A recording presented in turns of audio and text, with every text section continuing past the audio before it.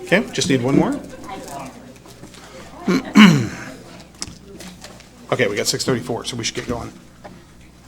Everybody ready? Lydia, can you still hear me?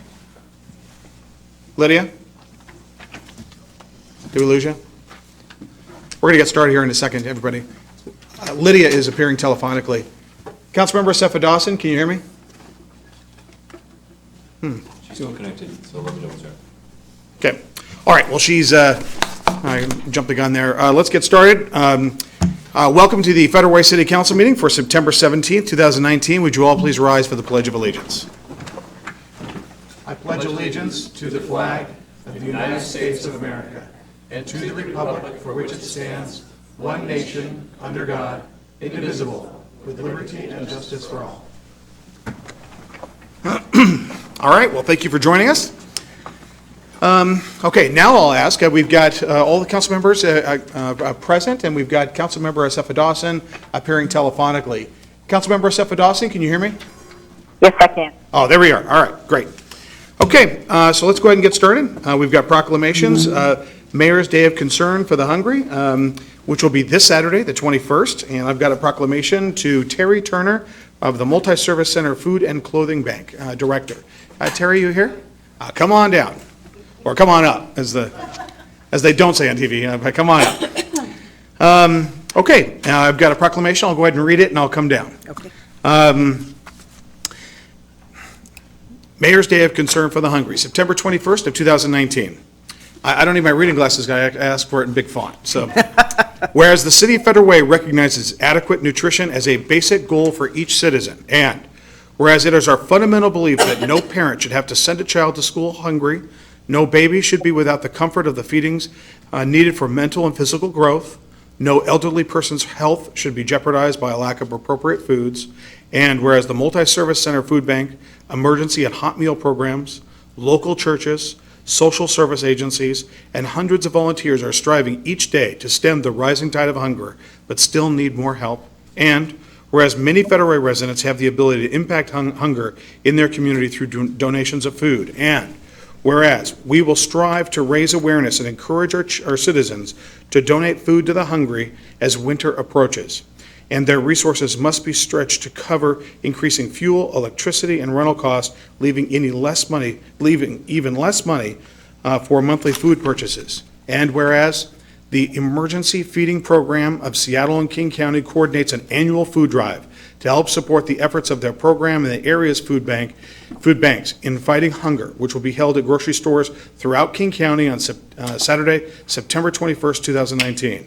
Now, therefore, we, the undersigned Mayor and City Council of the City of Federal Way, do hereby proclaim September 21st, 2019 as the Mayor's Day of Concern for the Hungry in the City of Federal Way, and strongly urge all citizens to join the Emergency Feeding Program and the Multi-Service Center to nourish those who are hungry. Thank you. I'll come down and present this to you.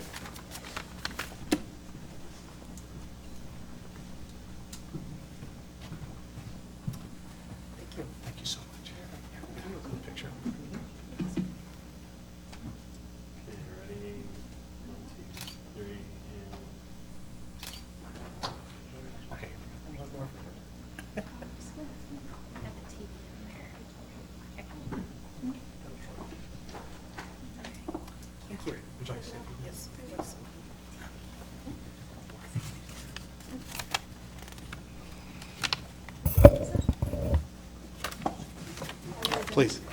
Mayor, council members, and community members, I just want to put words to how much we appreciate what the city has always done for us, and how Federal Way has supported the food bank and in all our efforts every year for as long as I've been here, which is like 11 now. So the city has been really huge supporters of us, and we really appreciate it. We couldn't do it without you.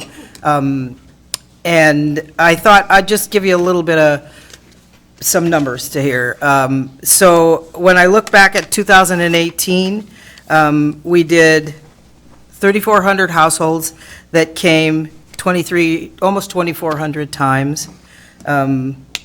a little over 11,000 individuals that came 87,000 times. So an average visit was 7 to 8 per household. And the reason that, I think that seems so low, there's a lot of people like moving through that only come one time ever. But the thing where it goes up is senior citizens came 11 times. So we're seeing an increase in that. And I was talking to another staff member at MSC, and she was saying she's new to our organization, and she said she's struck how whenever she comes to work on a Monday, Wednesday, Friday when we're open, there are people lined up from 7 o'clock on, and a lot of the people who are lined up that early in the morning are elderly people who come all the time. And they just have the dearest hearts, and they wherever they see me, they'll say hello. Lots of people don't really want to acknowledge you if they see you in public, but a lot of these people are just more than happy to see us and are respectful and grateful and all those things you hope for in somebody that you're helping. So it's, and I wanted to add that I'm going to retire at the end of this year, and I just really want to thank you for all the support you've been to us, and I'm sure it will continue way past my time. But I've really appreciated it. I've really enjoyed working with the people from the city that I've gotten to work with, and it's not supposed to rain on Saturday. And the other thing that's coming up is the holidays. So if you have too many turkeys in your grocery cart, bring one down. And we'll just keep doing this work for as long as you'll help and as long as we're around. So thanks so much. Thank you, Terry. I really appreciate it. Deputy Mayor, do you want to say something? Yes, thank you. Terry, I want to thank you for all your service. You've been amazing to work with. And I do have a question. With the amount of senior citizens that you serve, are there specific foods that you're looking for? For senior citizens in particular? Right. Well, we're on a big push to get a lot more low-sodium things. So whether it's fruit or vegetables or the canned things anyway. Well, and the other thing would be depends. I mean, it's a real deal. And when we get them donated, they're expensive, so we don't see a lot of them.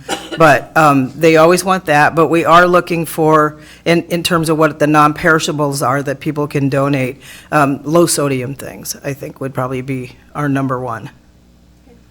Thank you very much. Yep, And enjoy retirement. We'll miss you. I plan to. All right, thank you, Terry. Thank you for your work. Okay, Proclamation, National Recovery Month, September 2019. Deputy Mayor Hondo. Thank you. Would Mario Williams Sweet come to the podium? He's the Hospital and Mental Health Residential Coordinator with Behavioral Health and Recovery Division of King County. And this is a proclamation recognizing September as National Recovery Month. Whereas behavioral health is an essential part of one's overall wellness, and whereas prevention of mental and substance use disorders is effective and people recover in our area and around the nation, and whereas preventing and overcoming mental and substance use disorders is essential to achieving healthy lifestyles, both physically and emotionally, and whereas we must encourage relatives and friends of individuals with mental and/or substance use disorder to implement preventive measures, to recognize the signs of a problem and guide those in need to appropriate treatment and recovery support services.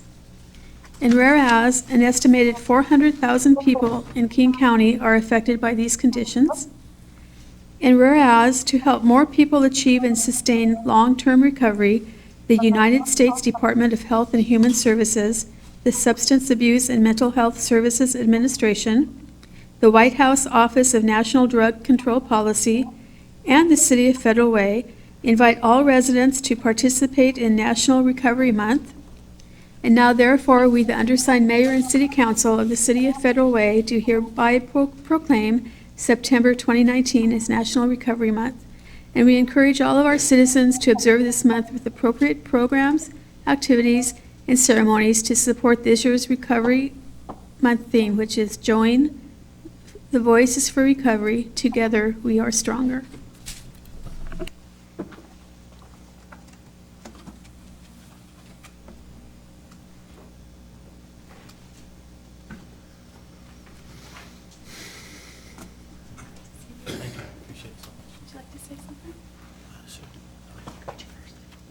Can we get all of council in it? Council, Yeah. can we get you all in this picture? Sure. If we're going to do that, should we just, let's get in front of the, let's get in front of the podium.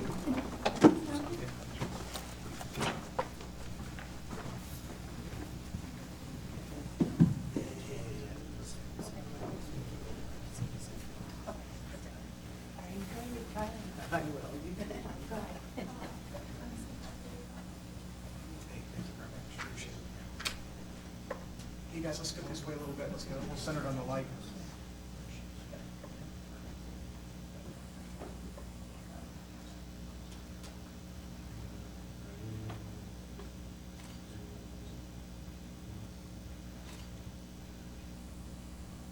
All right, thank you so much.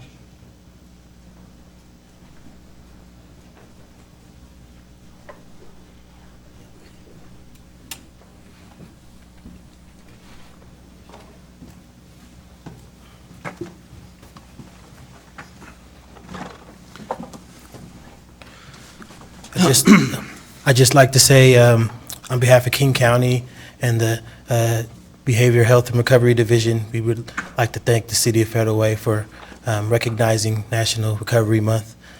It's really important, I think, for folks to support, I think, a movement and kind of help to reduce the stigma around behavioral health illnesses and folks really finding the right supports and services in order for them to have successful and happy lives. So just want to say again, appreciate the City of Federal Way for recognizing and supporting National Recovery Month. Thank you. Thank you. Thank you. And thank you for the important work you do.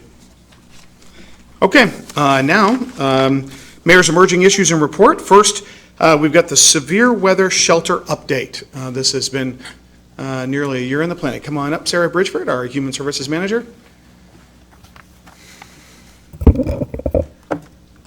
Good evening, Mayor Farrell, Deputy Mayor Honda, and members of the council. This evening, I'll give you a brief update on the severe weather shelter and our process for moving that forward for this year. Just as a bit of background, in the spring of 2019, on March 27th, the city, over 30 faith partners, several nonprofits met to discuss severe weather shelter and other needs around homelessness. Part of the event was the completion of an interest survey, identifying different roles from being host sites to providing volunteers, money, supplies, other avenues for supporting both severe weather shelter and efforts to address homelessness in the city. What I'm presenting tonight is follow-up to the development specifically of the severe weather shelter. There will be additional steps that will likely happen after we get this in agreement.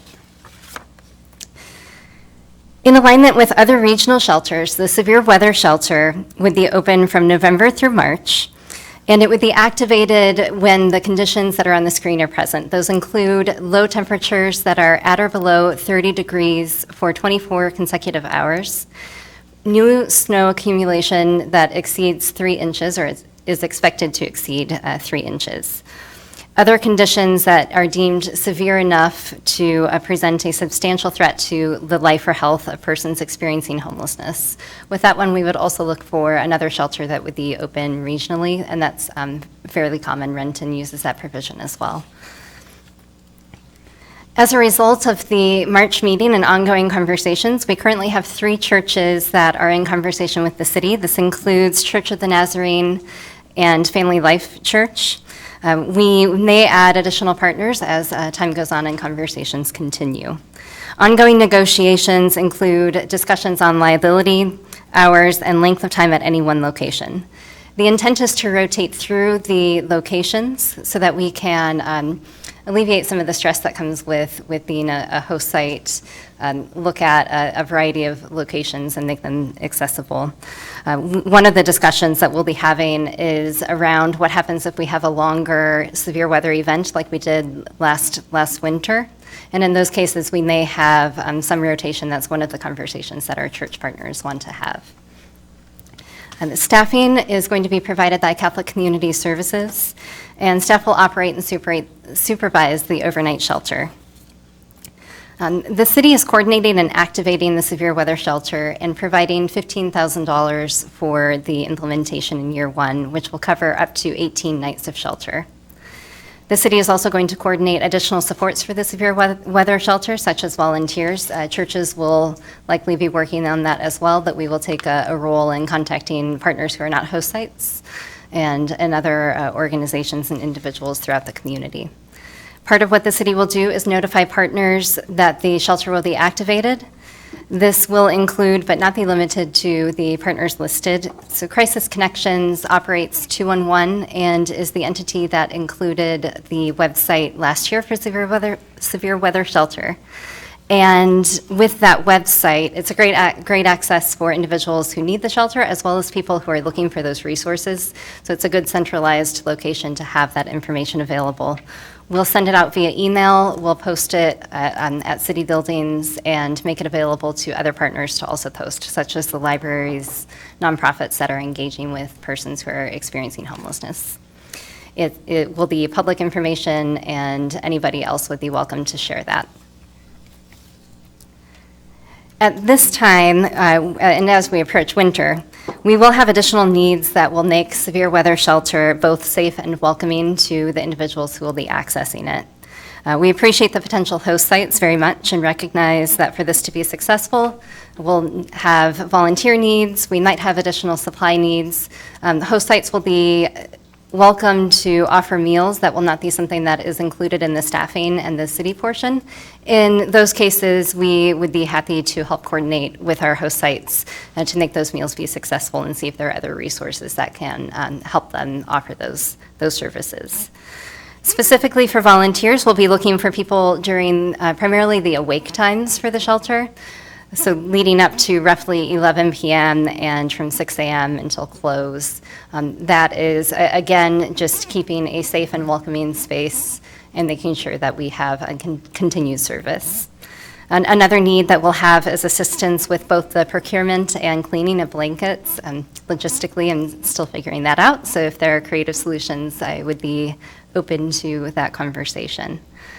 If anybody who was not at the luncheon, or if they were at the luncheon and have a change to their interest card, has interest in supporting severe weather shelter, they can contact me.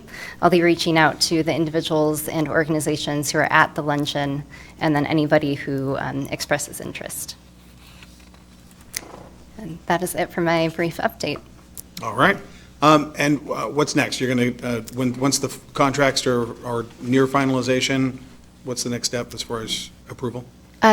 So we will bring contracts to City Council with the final policies and the provisions for each host site that is at the table for the contract. So you'll see the details of what we're looking at, the plan for rotation of the sites, and then also more specifics around the needs to make them be successful.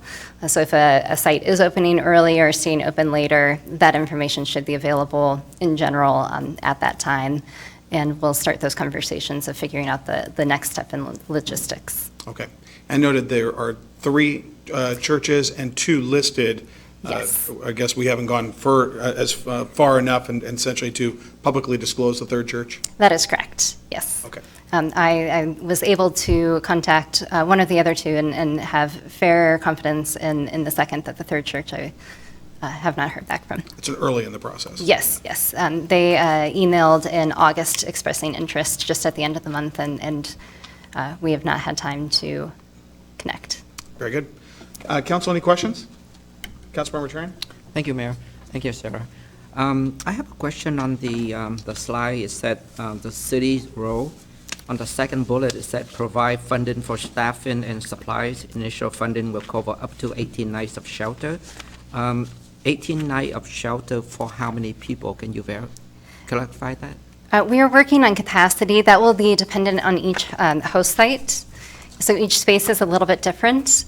And this is not a standard occupancy decision. So the occupancy that's listed for rooms doesn't work with cots and needing some personal space. So we'll be doing that evaluation along with site visits with fire to make sure that they have everything ready to go for fire safety as well. So I'll have more information on that in the near future. Okay, thank you. We're going to be using our cots. How many cots do we have? I believe that Ray said that we have roughly 100, and don't quote me on that. I'll get a direct number, but More than we would utilize, and I think most likely, yes, that would be accurate. in one of the locations, we would probably have to, on a day-to-day basis, remove the cots and the blankets because that one of the particular churches doesn't have space. But we're planning all that logistically to make sure that we're good visitors. And so, and it also, obviously, after one church would go, then the next emergency shelter necessity, we would go on to the next one. It would be essentially a rotating. That's why having 3 would be best, but even 2 is good. Council, any other questions? Oh, sorry, Deputy Mayor Honda. Family Life Church, is that one that you listed? Yes, it Yes. is. Their location is difficult to access by transportation, buses. Will there be a way to get people there if they need help to get there? We will not be directly providing transportation as part of this, and that's a cost-prohibitive measure. It is close to the road that you are right, that the way that you would walk back, that's going to be part of the conversation that we're having with them as well. Okay, So, thank you. Good question. All right, council, any other questions? Okay, it'll go through council process and then the formal council approval here. So Yes. thank you, Sarah, for all your work. thank you. Okay, now.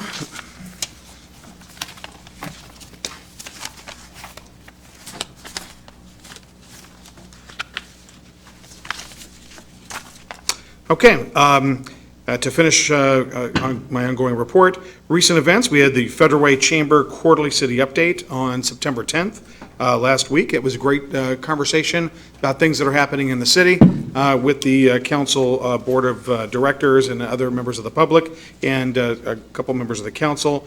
The next item is the DaVita groundbreaking, and that happened last Tuesday. Absolutely amazing. Well, it was an amazing downpour, right? It's a good thing they brought the big tents because as soon as I had been at the Husky game a few days before that had been a historic amount of rain and thunder, and I had thought to myself, I sure hope they have tents at this groundbreaking, and it is a good thing they did.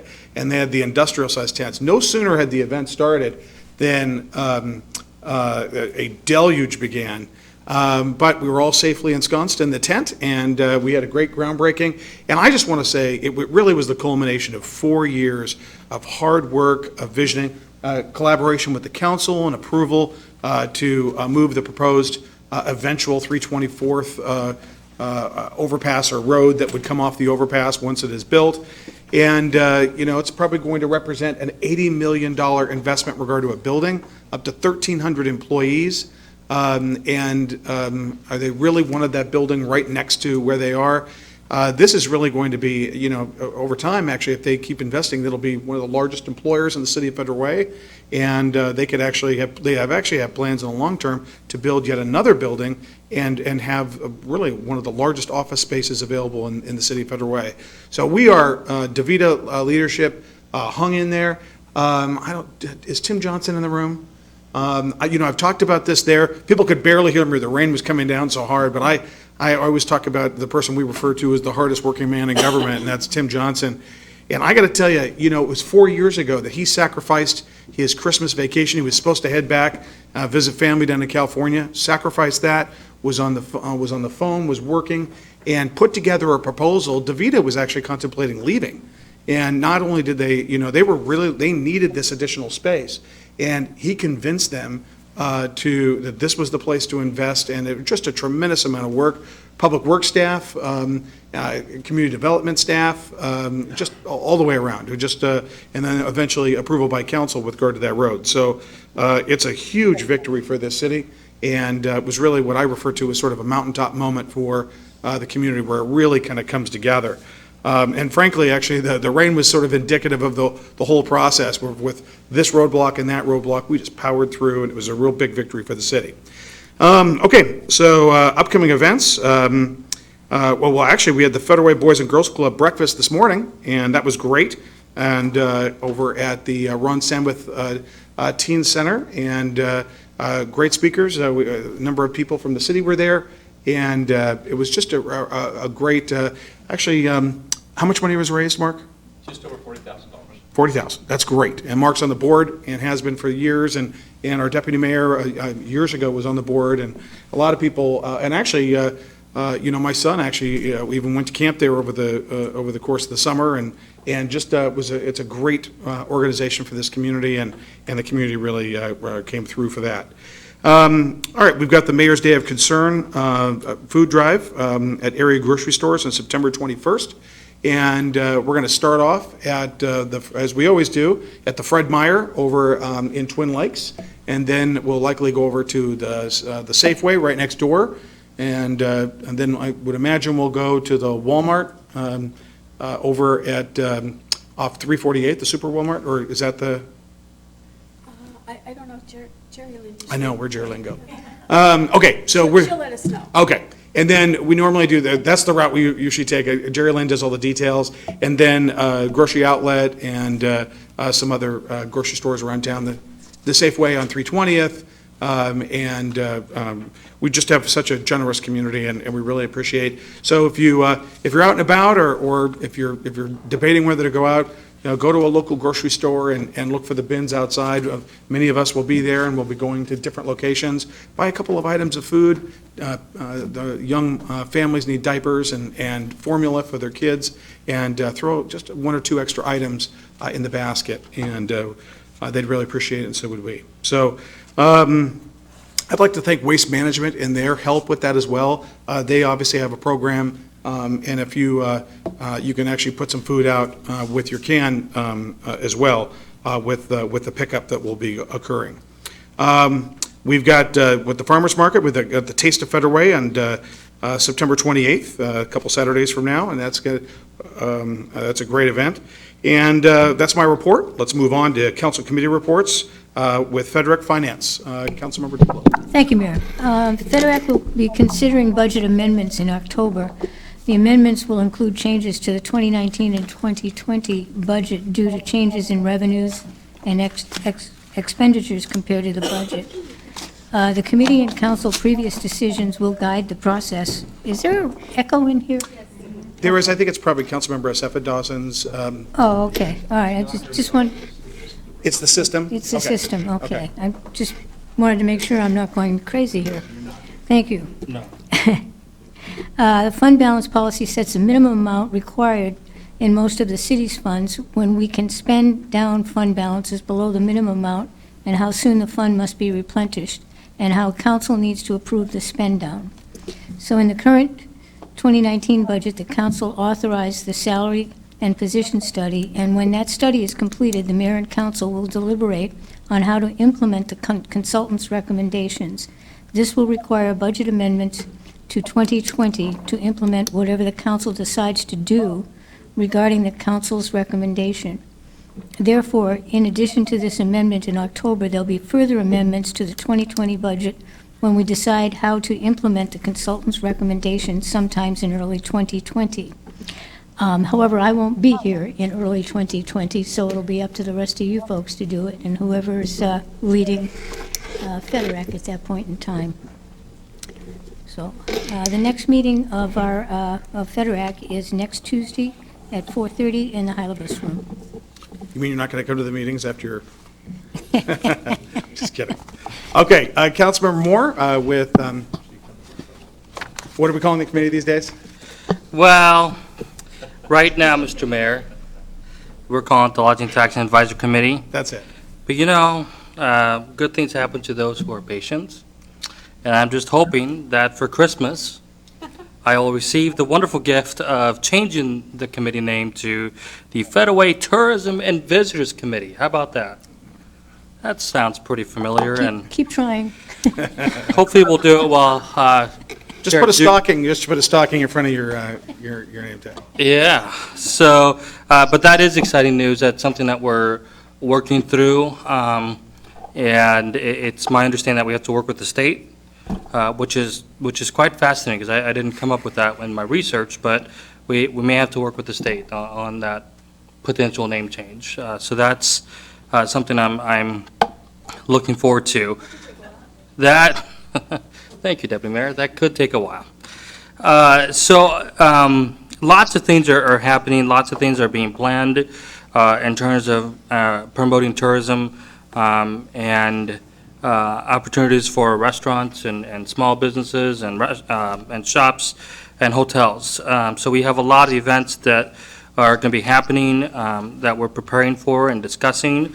Some of them include swimming championships to the NCAA championships, the Washington Opens, the Junior Nationals.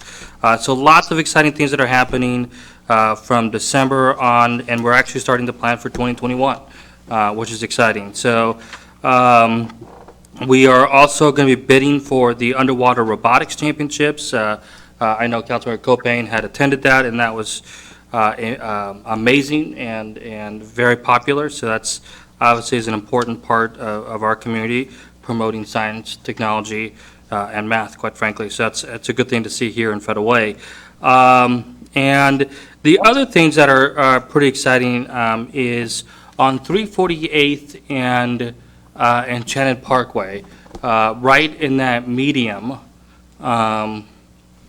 going towards Campus Drive, if you can imagine that. There will be a new digital welcome sign that looks similar to the one in downtown Federal Way. So that is it certainly is exciting. So with that, I will end my report. Thank you. All right, and now we've got land use transportation. Councilmember Copain? I wanted to begin my report by thanking Councilmember Tran for stepping in and running the meeting in my absence. I was on business and called in, so I got to participate in the meeting, but Councilmember Tran stepped up, and thank you. As far as the meeting itself was concerned, it was probably the longest meeting we've had, so, which had nothing to do with Councilmember Tran, I will say, yes. But, you know, one of the reasons that we we wanted to institute these reports is because a lot of the discussion, or really I'd say most of the discussion that surrounds the different issues that come to the council are really done at the committee level. And it's very important, I think, for people to understand that when things come to the consent agenda, we've got 8 items coming to the consent agenda today that went through the Land Use and Transportation Committee meeting. We talked about those things, talked about them extensively, and staff has prepared great reports, and you know, the thing is there's a lot of work that was done. We actually have 3 ordinances that are going to go through first reading tonight as well. So again, I think for those of you that are really interested in what's going on in city government, come to the committee meetings. And the good news is you don't necessarily need to come anymore in person, because starting with the first FEDRAC meeting, I'm getting into your report, okay, but the good news is we are taking efforts to make sure that those are broadcast going forward on YouTube, just like the council meetings are. So the good news is that you're going to be able to see what's going on from the comfort of your home if you want to. So anyway, Deputy Mayor, I apologize. I did not mean to steal from your agenda. All right. Councilmember Johnson. Thank you, Mr. Mayor. So, see, Parks, Recreation, Human Services, Public Safety, I still hope we change that name as well. So, something shorter, yeah. It may, yeah, it's a handful. So we had another long meeting, not as long as land use, but definitely a long meeting last week. We talked about police grant contracts. I think our police department does a great job at getting contracts, grants that are outside of within the organization, and so they bring money to our city by doing that, I think, because then we don't have to pay for it as a city once we get the grants. So I want to thank them for that work on getting the grants for the ballistic vests, and there's a couple other ones as well. We talked about severe weather shelter updates, so I want to thank Sarah Bridgeford for her work on that, getting that information to the committee and then council. We also talked about after-school program funding. So through our state delegation last year, we got $75,000 for 2020 and 2021 for after-school programs. So this was one of the requests that the council, the mayor, and the staff put together for our state delegation. And so they were able to bring that money back. And so last Friday, actually, September 13th, the grant application went live on the website. So if you go to the city's website, to the Community Services Division, you can see the grant. If you are a nonprofit 501c3 or a public organization, you can apply for that grant. And the requirements basically are you just have to be a nonprofit or a public org and have a track record of work with youth around attendance, academics, behavior, and making sure that working with the school district as well. And so the goal is for that after-school programming to start in January 2020 and then go through June of 2021. So whoever gets awarded the money will have that money for 2 years.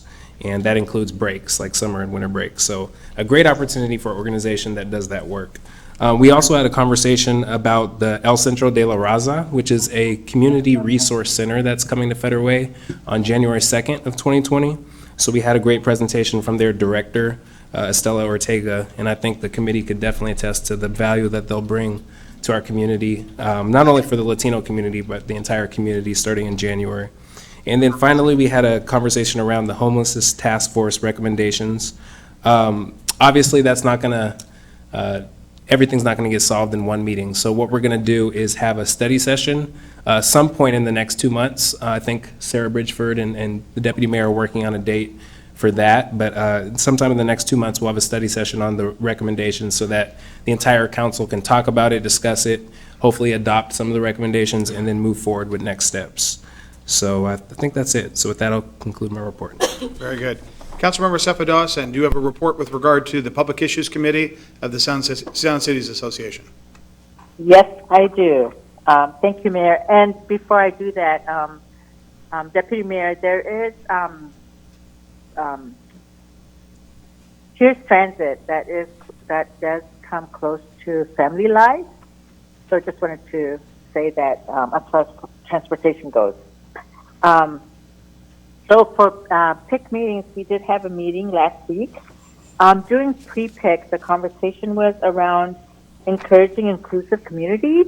And so all the people in the cities who were there spoke about their population growth, their diversity, and what they're doing at the city level regarding inclusion and diversity work that they're doing.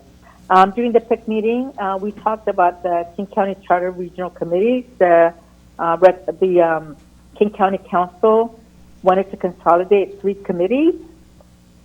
And so SCA was really taking a stance, pretty much stating that that is not a good idea. So the 3 committees were the Regional Policy Committee, Regional Transit Committee, and then the Regional Water Quality Committee.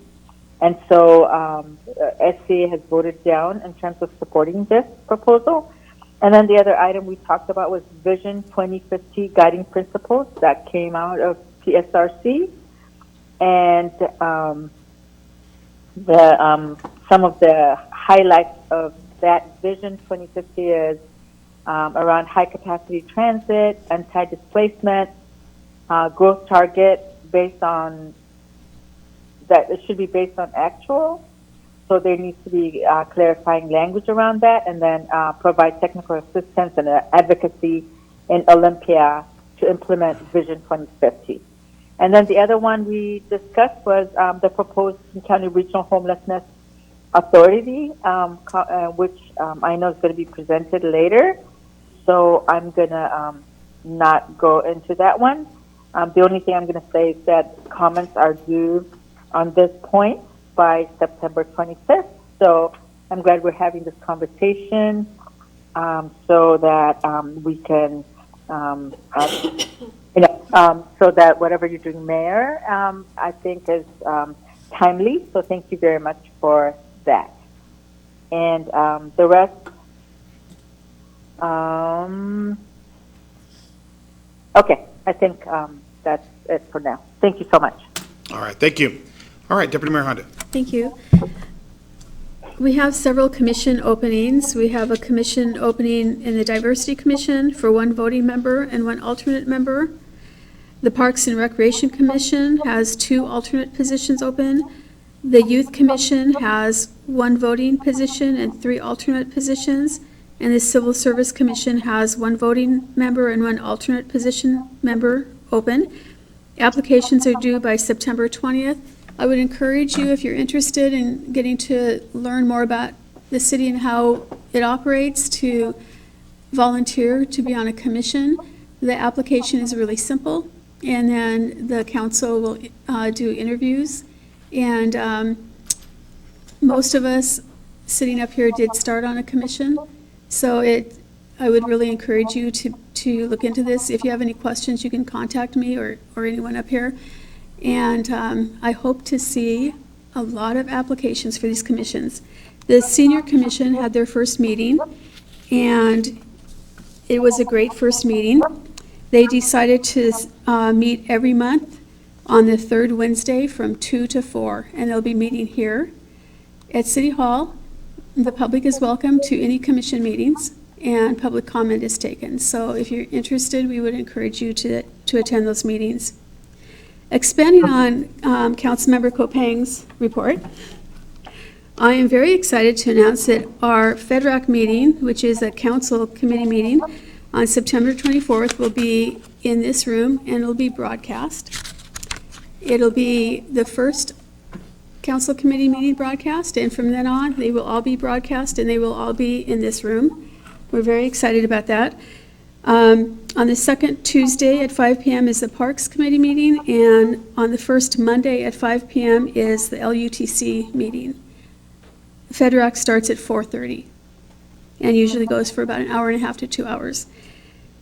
We do encourage public comment at the committee meetings, so you're welcome to come and give us public comment.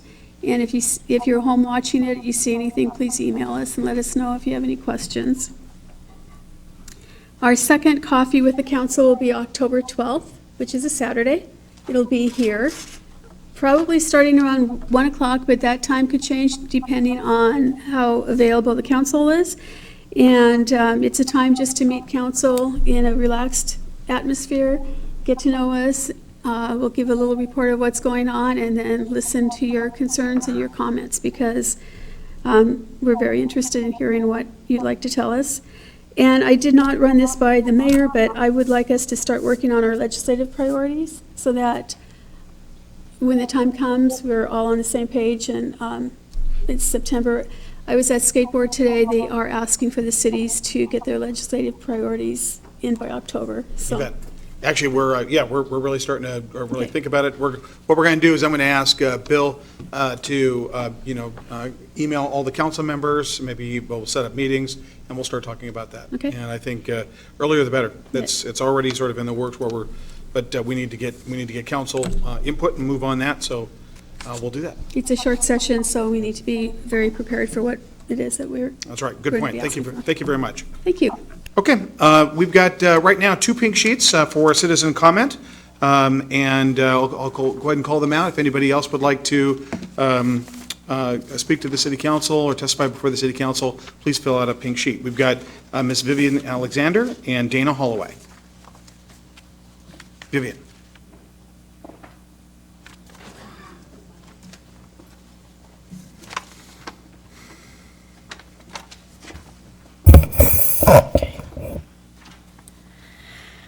Good evening, Mayor Farrell, Deputy Mayor Honda, and council members.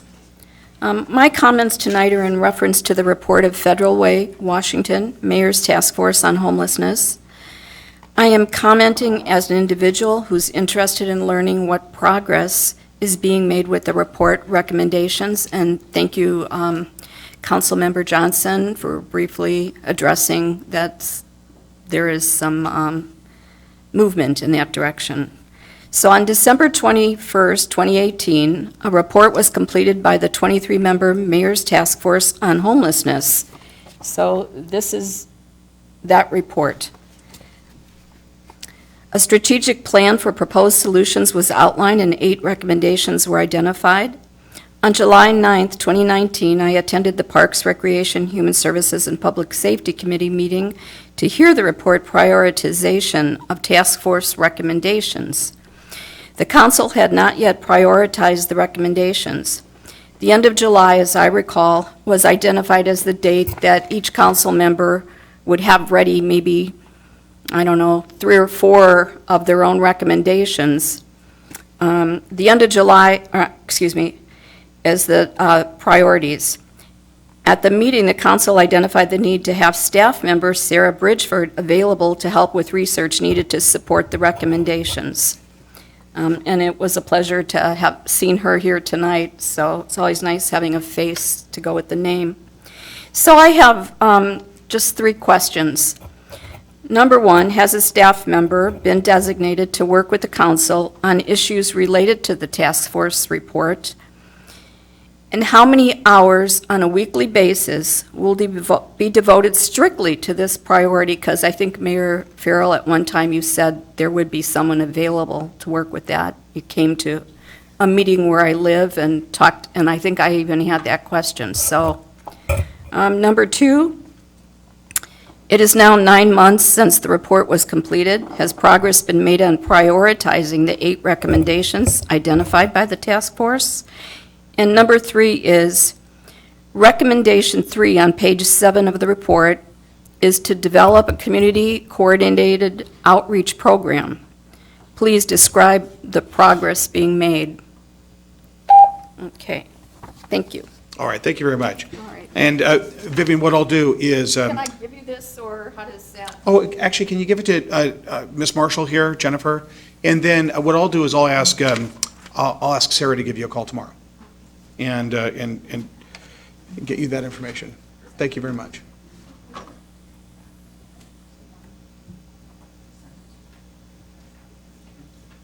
All right, thank you so much. All right, Dana Holloway.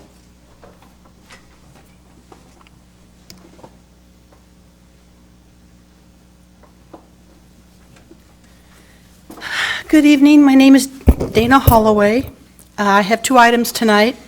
The first one is I would like to invite and encourage residents to attend the Port of Seattle Commissioners Candidate Forum, hosted by the League of Quiet Sky Voters this Thursday, September 19th.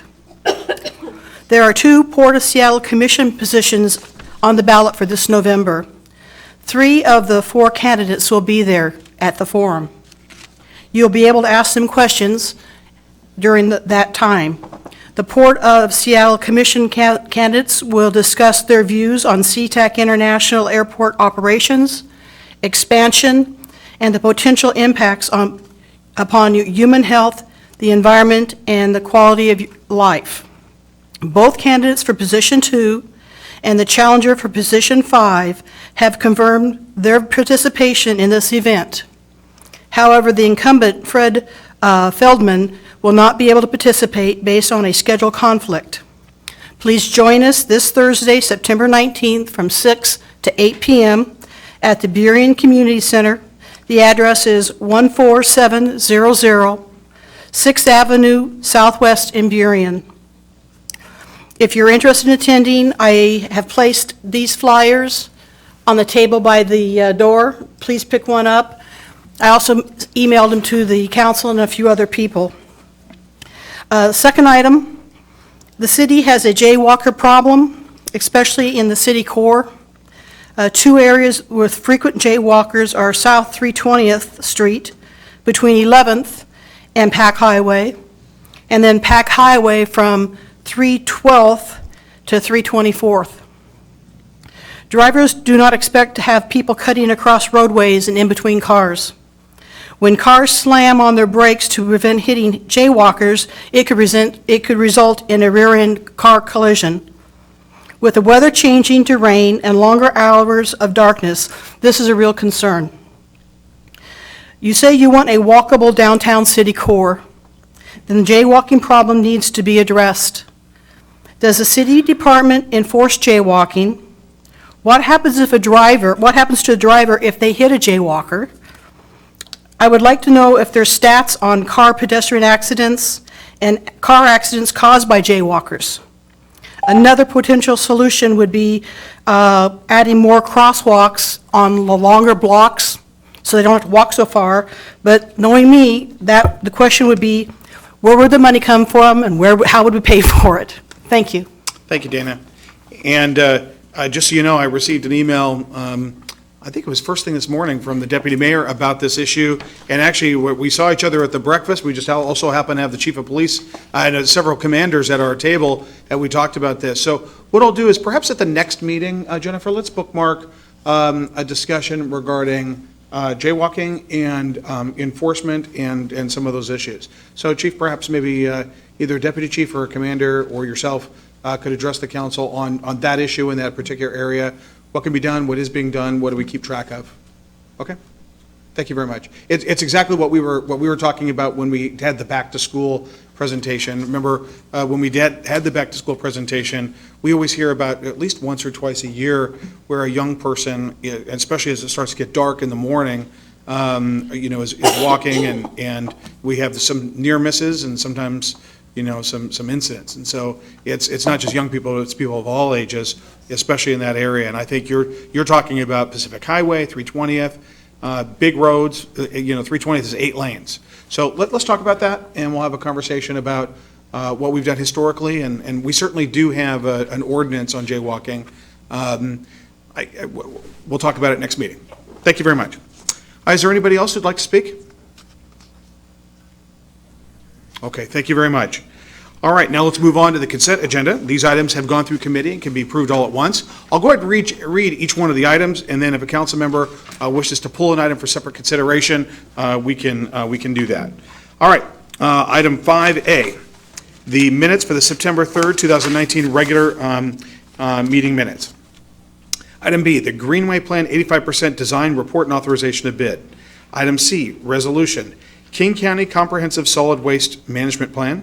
Item D, award contract for citywide adaptive traffic control, signal control, traffic control center. Item E, authorization to increase project budget for surface water management, SWIM, comp plan, CIP update and rate study. Item F, surface water management, SWIM, 2020 to 2027 CIP update. Item G, and CIP means capital improvement plan for those listening. Item G, Wild Waves Holdings lease agreement. Item H, Federal Way link extension task order number 2. Item I, South Dash Point Southwest 85% request to bid. Item J, portable toilet services contract amendment. Item K, University of Washington extra duty police services agreement. Item L, amendment to the interlocal agreement with the City of Auburn for leasing space for the Puget Sound Auto Theft Task Force. Item M, Ballistic Vest Partnership BVP grant.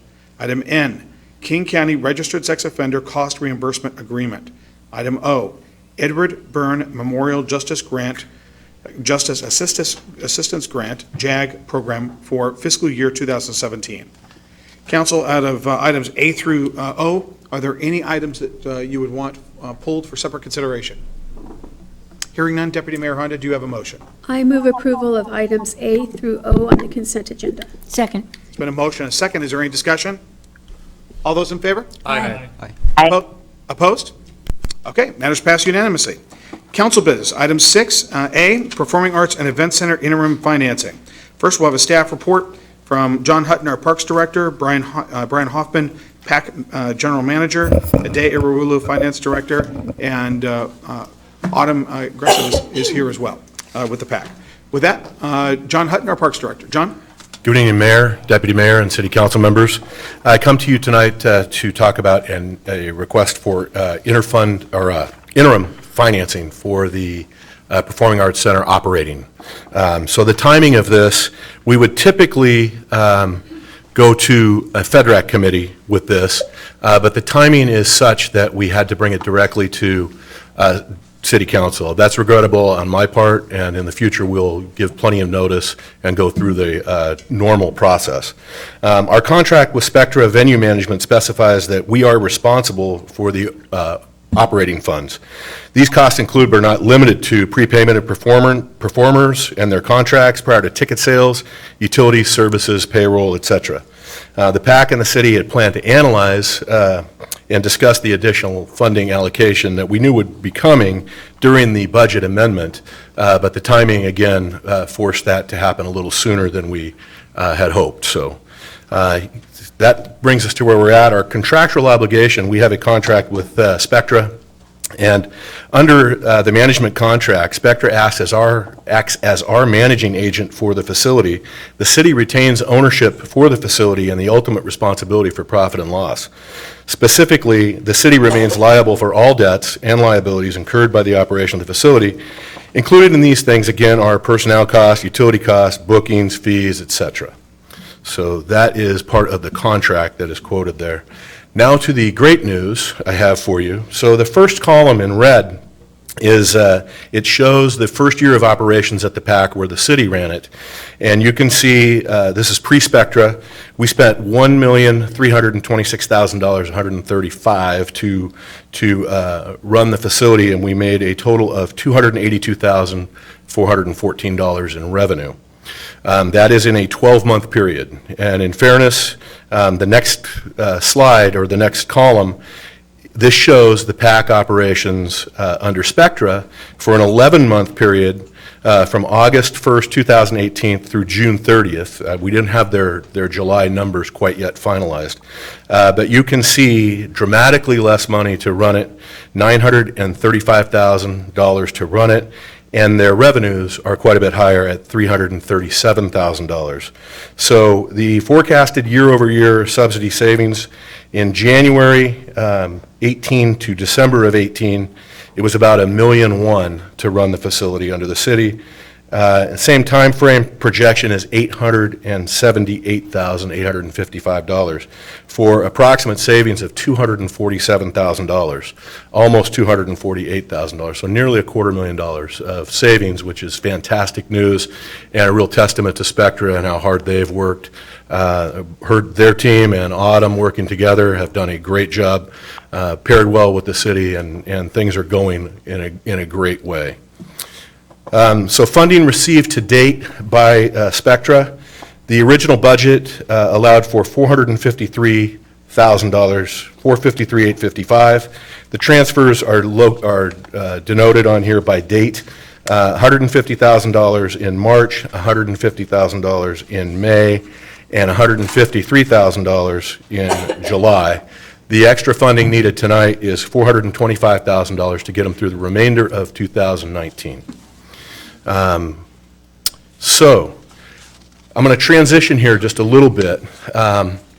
Because I've had the privilege of opening from the very beginning, from the conceptual drawings of the Federal Way Community Center to the PAC, just because I've been a longtime employee and have had that privilege, want to kind of go back in time just a little bit, because as I've been studying this and going through this, it's almost deja vu-like how many things are very similar to when we opened the community center. So when the community center opened in 2007, the climate was one of severe challenges that we had, and there was doubt, and it was pervasive for the first couple of years. We took a pretty good beating in the paper for a long time. But then starting just before the third year of operations, the Federal Way Community Center really began to make great strides forward in every aspect of the business, from customer service to finances to the reputation that we built in this community. And now fast forwarding to today, Federal Way Community Center is at the very top of the national standard. That's judged by NRPA, which is the authority on all parks and recreation and their facilities. So the original community center business plan was a conceptual plan. It was designed by a business planner in Colorado, and we found that needed to be adjusted after 2 years of operations based on our economy and our people and what people wanted here versus projected data, and it was much more beneficial. In the community center's case, the new business plan, along with a better understanding of the current market, led to a total turnaround in budget performance.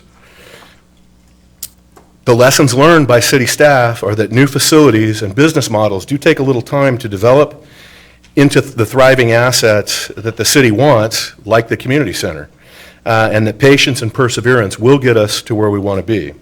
And I think you're seeing that tonight with a $247,000 savings, almost $248,000, that we can pretty much guarantee you tonight.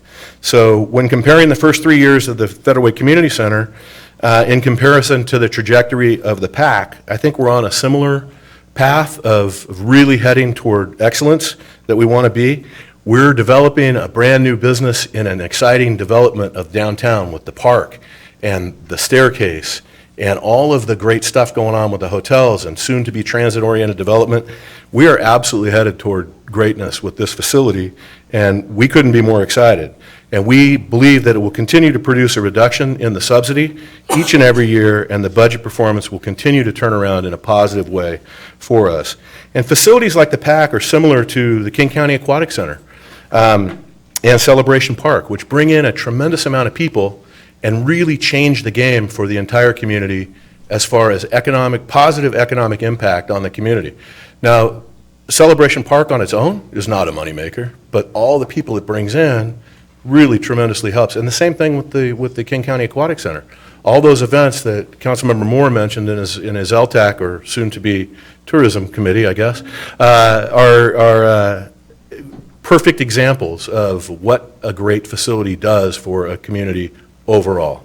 So we're excited about that, and it's just very similar to when we opened the community center, and I didn't want to have that be missed. So talking about our partnership a little bit with Spectra, we're completing the first year of our partnership with Spectra.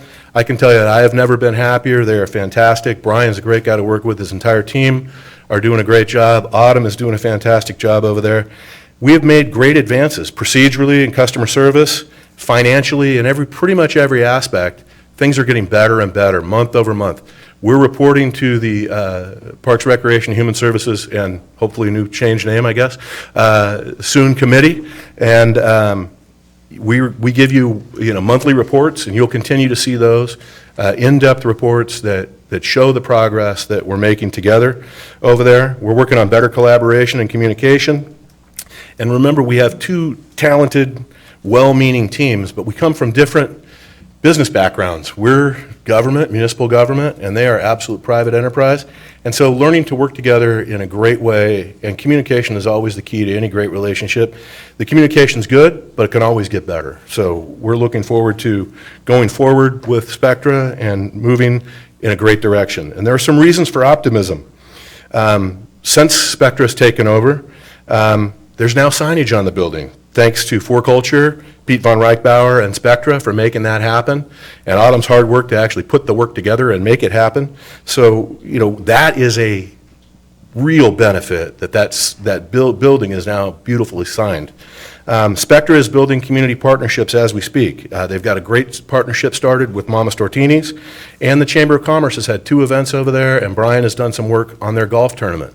So there's some good stuff happening within the community, just building that reputation, getting that building known, and we don't want to underestimate the positive national exposure we have with entertainment agents and international artists like Robert Cray, who came in and has said great things about our facility since he sold out his show. So I'm here to tell you we got great news tonight, $247,000 savings in the first year of Spectra, and continuing to head down that path. And at that point, happy to answer any questions. Anything I can't answer, Ade is happy to answer, or Brian or Autumn. So we're happy to answer any questions for you. Councilmember Johnson. Thank you, Mr. Mayor. Thanks, John, for your presentation.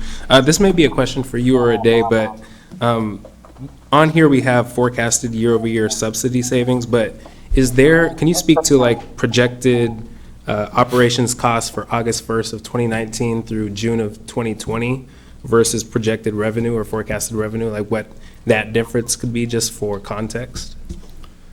Can you give me the date range again, please? So it's the same for the last 2 years, so the August 1st through June 30th, same date range. For 19? Or for 20? 19 to 20? Mm-hmm. For operations costs? Yeah, what the projected would be. Maybe Brian? Brian, you're welcome to jump in. We would have those discussions during our budget amendment. Every month is going to fluctuate depending on the number of events that you have, what type of revenue, and those types of things. So the more events you have, your costs may increase with electricity, et cetera. But we will bring that back to the council here as part of our budget amendment here in the next couple of months. Okay, thank you. And the only reason I ask is because I don't think any of us are probably happy at the fact that it's so urgent before budget amendment, but at the same time, we do realize that ultimately we're responsible for profit or loss, and that's what we stated in the contractual agreement. But I just was hoping to know what the projected would be, just so we can get an idea in comparison to the 425,000 that we would be allocating tonight. I think Brian answered it as well as it can be answered. We want to be cautious with projections. As he books more acts in, you do have an increase of cost, but you also have an increase of revenue that offsets that, and hopefully offsets it in a perfect manner. So we'll go month to month, but I like the way we're trending. The events that are in there are drawing better. The word on the street is better. It feels like that the reputation of the building is getting better and better. The reputation of the staff, just everything seems to be on a positive curve. Councilmember Duclos, Councilmember Kopech. I'd just like to add to that, because before we hired Spectra, we had a staff person running the program, and that didn't work out well at all. She could bring in local talents, but never brought in the people that would stay overnight and fill up the hotel rooms. Conferences, she just couldn't do. Spectra is doing that, but it's going to take time for us. We have Seattle on the top of us, we have Tacoma on the side of us, and we're in the middle. And we have to fight for these groups to get them here. And I think once they get here and see the services they get and see what this community is like, they'll come back and they'll tell others. But it's just like we're starting new again, and it takes a while to get it off the ground. And so I'm pleased what's happening, and I think we need to put the funding into it to make sure that it continues and it becomes a big, big success in this city. Thank you. All right, Councilmember Kopech, and then the Deputy Mayor, and then Councilmember Tran. Thank you for the presentation. I think perspective is really an important part of this whole process. And Spectra took over last year and basically operated the facility with a schedule that they didn't create. Correct. And I think really had to improvise pretty substantially to fill things in and do what a professional would do in the situation that they're in. So I think that Spectra really should be commended for the efforts that are made. This is the first year, though, 2019 to 2020, where Spectra has set the budget or set the schedule. So definitely looking forward to even better results. And you're on the hook, you're on the spot, but that's all right. But I know Brian has always been very accountable. Brian Hoffman has been very accountable in the conversations, very open, and I think really does represent himself as a very good partner to the city. So I have a lot of confidence in what can develop. Frankly, at this point, I would like to be 2 years, 3 years down the road from where I think we're going to be, but this is taking longer and more painful maybe than we wanted, but it is what it is. And I think for us to throw up our hands and be upset and frustrated, okay. But in the end, we have to make this work. Mm-hmm. And I think we have the partner now to do that, which is very important. And I think that, for us to look at anything other than success, this facility is really to be very short-sighted. We can and will have a great downtown core that is invigorated by not only the PAC, but transit-oriented development, great park, and all the other businesses that are going to come as a result of what's going on. And when we talk about, a question I was asked recently was, is a downtown center, downtown city center a success? My answer is not yet. We're working on it, though. The seeds that are being planted now are going to create, I think, a very vibrant downtown core. And, considering where we were 20 years ago, 25 years ago, I think I actually was reading a quote from someone saying that really it's hard to build a downtown because there's already people here. Well, the interesting thing is a lot of the businesses that were in the downtown core are no longer here. And it wasn't that long ago, there was a story in the Federal Way Mirror about urban blight in Federal Way. And they pointed to the Toys R Us location, that corner. We're telling a different story today. So all I can say is I I appreciate the patience of the community, but I look forward with optimism for what can be, recognizing how far we've come. And this is a speed bump, and I guess I do have a question here beyond this comment, and the question is, how much of this $425,000 could potentially be returned back to the city once the revenue from the shows that we're prepaying for basically are done? Brian, you want to address that?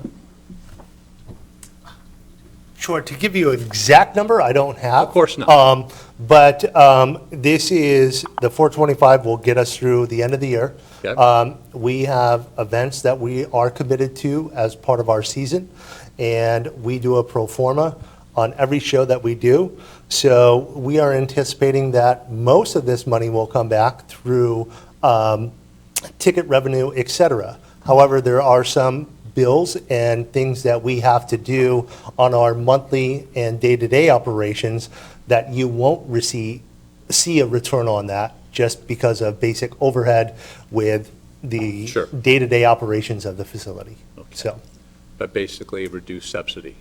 that's our goal, and that's what we have showed you this evening, is that we are forecasting about $250,000 in savings from prior to Spectra to this year that we can confidently address to this council. Okay, thank you. Thank you. Deputy Mayor Honda and then Councilmember Tran. Thank you. So, Brian, at the next FEDRAC meeting, will you be there to talk about the budget adjustments for next year? Yes, ma'am. Yep, I will be there with my colleagues because the city is a partner with us, so with the day, Autumn, and Mr. Houghton. Okay. Do we, as a city, do we do an audit on the books for Spectra? We do. We had a state audit that was done, and a day can probably address this better than I can, but I know for probably 3 days until about 11 o'clock at night, I sat with the state auditor at the PAC to go over everything that we have done since we took over on August 1st of 2018. And so we'll see that at FEDRAC, perhaps? I don't know how, Okay. no offense, I don't know how the Yeah. audit process yeah, works with the I get city. it, yeah. A day, So you come I'm going to punt to a day. So, sorry to put you on the spot. It's all right. Actually, the state auditor's office had done, I gave them the final letter this afternoon. So based on what they've done, I think in terms of what they've charged, what they've processed to us, they have not found anything that would be inconsistent with what they're supposed to do. That is what they're supposed to audit for, to say, okay, you charge City of Federal Way $300,000, show me where did you spend it, and trace it to our books. And they didn't find anything that would be inconsistent. So I think from the state auditor's office point of view, I think they are doing all right. Okay. How, we talk about a positive economic impact to downtown Federal Way because of the PAC. How do we measure that? Actually, I think I'll take the comment that the mayor made earlier about DaVita. I remember when Tim Johnson worked on it, and you will not see any revenue in Tim Johnson's budget. Mm-hmm. But actually this year, you will see the impact of the work that Tim Johnson did in community development. So some of these projects, I think, are for total surrounding benefit. Take the aquatic center, which aquatic center I don't think will ever make money. But the hotel businesses in town are the beneficial of what is happening in aquatic center. The restaurant in town are the beneficial of what is happening in aquatic center. The same thing goes for Celebration Park. You know, Celebration Park will never make money because we are mowing the grass, we are fertilizing it. But when people come to play there, they stay in the hotel, they buy lunches and all of that. That is, I think, to directly answer your question, the improvement to the hotel next door to the Performing Arts Center it's also a major impact. I think we still have some way to go as we bring in more outside performers, as we bring more people to come and watch the show in there. That is where we will see the economic benefit to that. And I think admission tax is also part of the economic benefit to downtown. As people come and stay in the hotel and catch dinner after the show, that will be the kind of economic impact that something like this will bring to the city of Federal Way.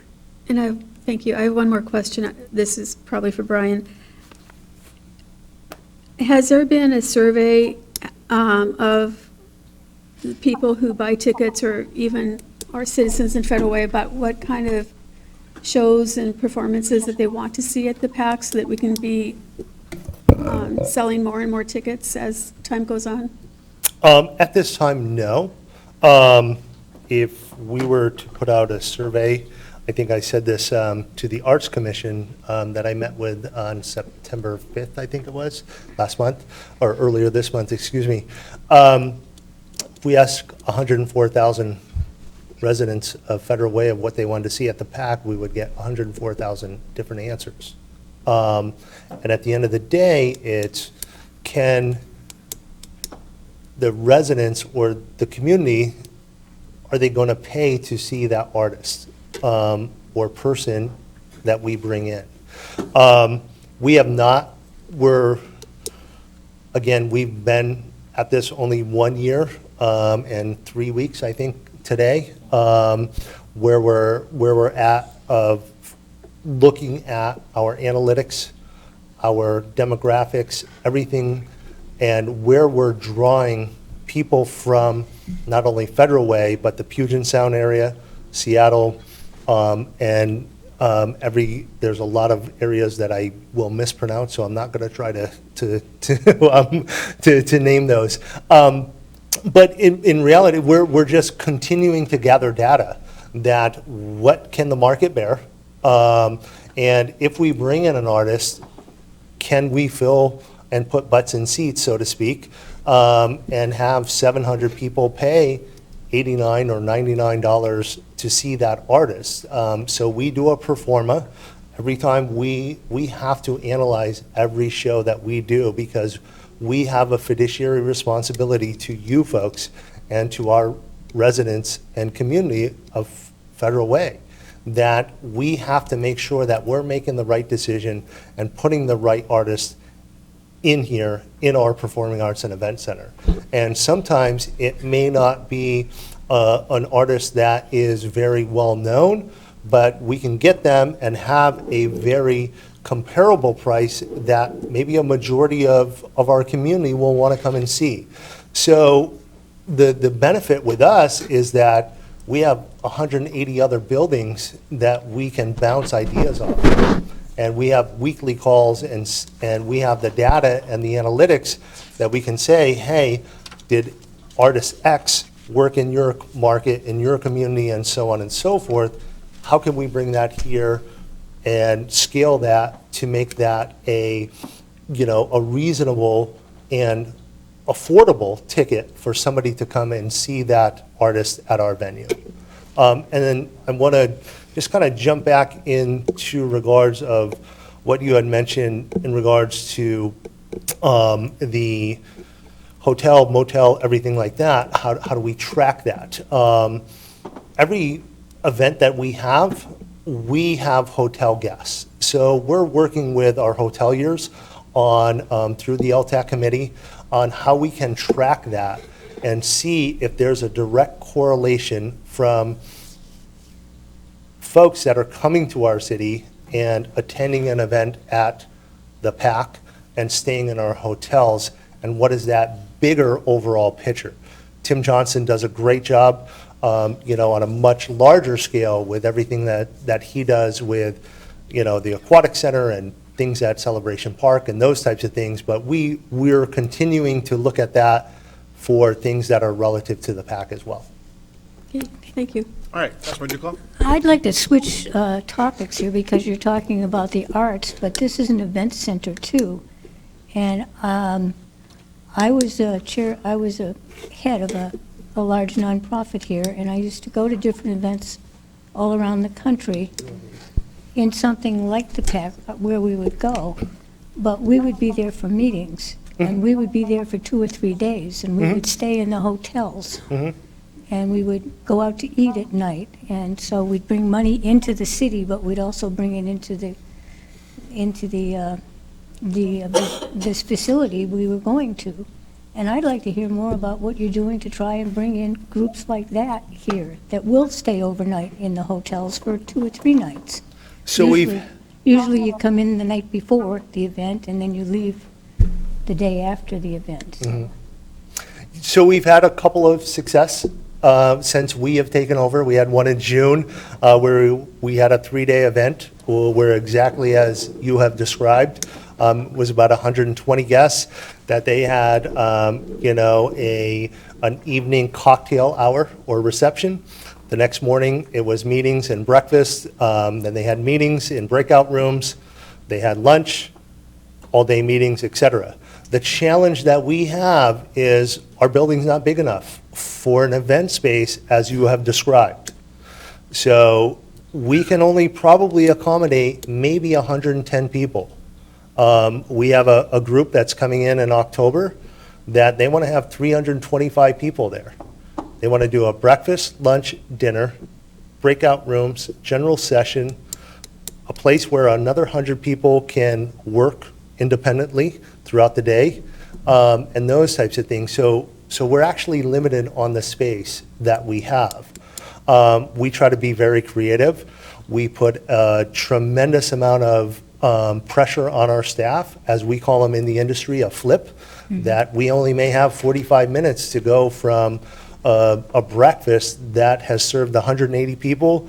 Now we have to flip it, so to speak, close out air walls, segregate different breakout meeting rooms in 45 minutes in order to accommodate what that potential event planner wants to do. And so we're very limited with what we can do. We ideally would love another 15,000 square feet. I mean, right now, we're limited to a little less than 8,000 square feet, and probably EJ is going to tell me that I'm incorrect or close. But that's what we have. And, I think we're not a conference center or a traditional convention center that would be able to accommodate as what you have described, where we can do multiple things in multiple breakout rooms throughout the day.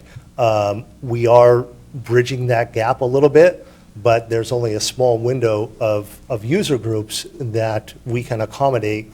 And ideally, at the end of the day, we want to put heads in beds and have that continuous greater economic impact. Yeah. Okay, thank you very much. All right. Councilmember Tran. Thank you, Mr. Mayor. Thank you, John, Brian, and Autumn. I'm very pleased to hear that things are, getting better, going well at the PAC. I really appreciate the work that you guys put in. I completely understand, as new business, we don't expect to make any profit for at least several years. So for that, you do have my support. As you know, I've been trying to get multiple events to that PAC, but I haven't given up yet. I mean, I'm still working on that. So in fact, my private dream mission that's gonna take place in November, the PAC is on my list. So just to let you know that you do have my full support. Having said that, I do have several questions I would like to ask. Question number one is, by looking at the operation costs, there is a saving of $390,370 compared this year and last year. Can you tell me where is this coming from? Is this because of the saving by not having 6 or 7 city staff there to manage the PAC? And that's why the majority of this almost 400,000 coming from? Or was there anything that you did that bring down the operation cost? I think it's a combination of both. We were challenged by this council to come in and reduce the subsidy of the PAC. And when we come in and take over an account such as this, we look at everything line by line. And so it could be where we were spending XYZ dollars for this supplier. But we as Spectra Venue Management have a greater buying power, I guess I'll call it, where we can help save the city money in buying our toilet paper from X company versus this company. It's looking at, staging. It's looking at equipment that traditionally was rented that we might buy outright because over the past year and a half that the PAC has been in operation, that they've bought two pieces of that equipment, so we should just buy it outright and save that money down the line. So it's really a combination of everything. It's looking at utilities, it's putting a schedule together with our HVAC system, it's working with city IT, city public works, everything that we do, we still work with all of the city departments. And I'm very grateful for the partnership with, EJ and Public Works, John and his team, Thomas with city IT, and there's a long list of others. But we're partners. And as we can dive into these and really put pen to paper and look at those things on how we can reduce these costs, and if there's an overlap and those types of things, that's what we're doing. So I know that's a very vague answer, and I can't pinpoint one area where it's the savings, but it's a combination of everything, and it's just being very aggressive, and it's also with when these events and shows are booked, and we have these events, that these groups and organizations that are coming in are paying for the services that we are providing and making sure that those organizations are paying what they receive, and then also looking at when we purchase these shows that we're saving the taxpayers money for like a PAC season, et cetera. Great, thank you. Ade? Let me shed a little bit of light into that. Say, for example, for 2018, Performing Arts Center revenue for ticket was $136,000. This year, through July, they've brought in more than $300,000. So when we're talking about saving, what John was talking about is savings to the city because they brought in a little bit more money. They didn't need that much from the city. It's not necessarily reduction in cost to them. It's additional revenue for them to run their operation without needing money from the city. So just for 7 months, they've pretty much doubled the revenue that we had from ticketing last year. So because they had their own money, they didn't need that much support from the city. So that is, hopefully that helped a little bit. Great, thank you, Ade. My second question is, this is the $1 million question here. Can you give me just a rough estimate, and I mean rough estimate, what is the net loss for 2018 and 2019? What are we looking at? Worst case. So 2018, that was on one of the previous slides of one. And by loss, you mean subsidy? Subsidy. Okay. Thank you, ma'am. 1.3 million for 18. Right. Yeah, 1.1, that's rough. Okay.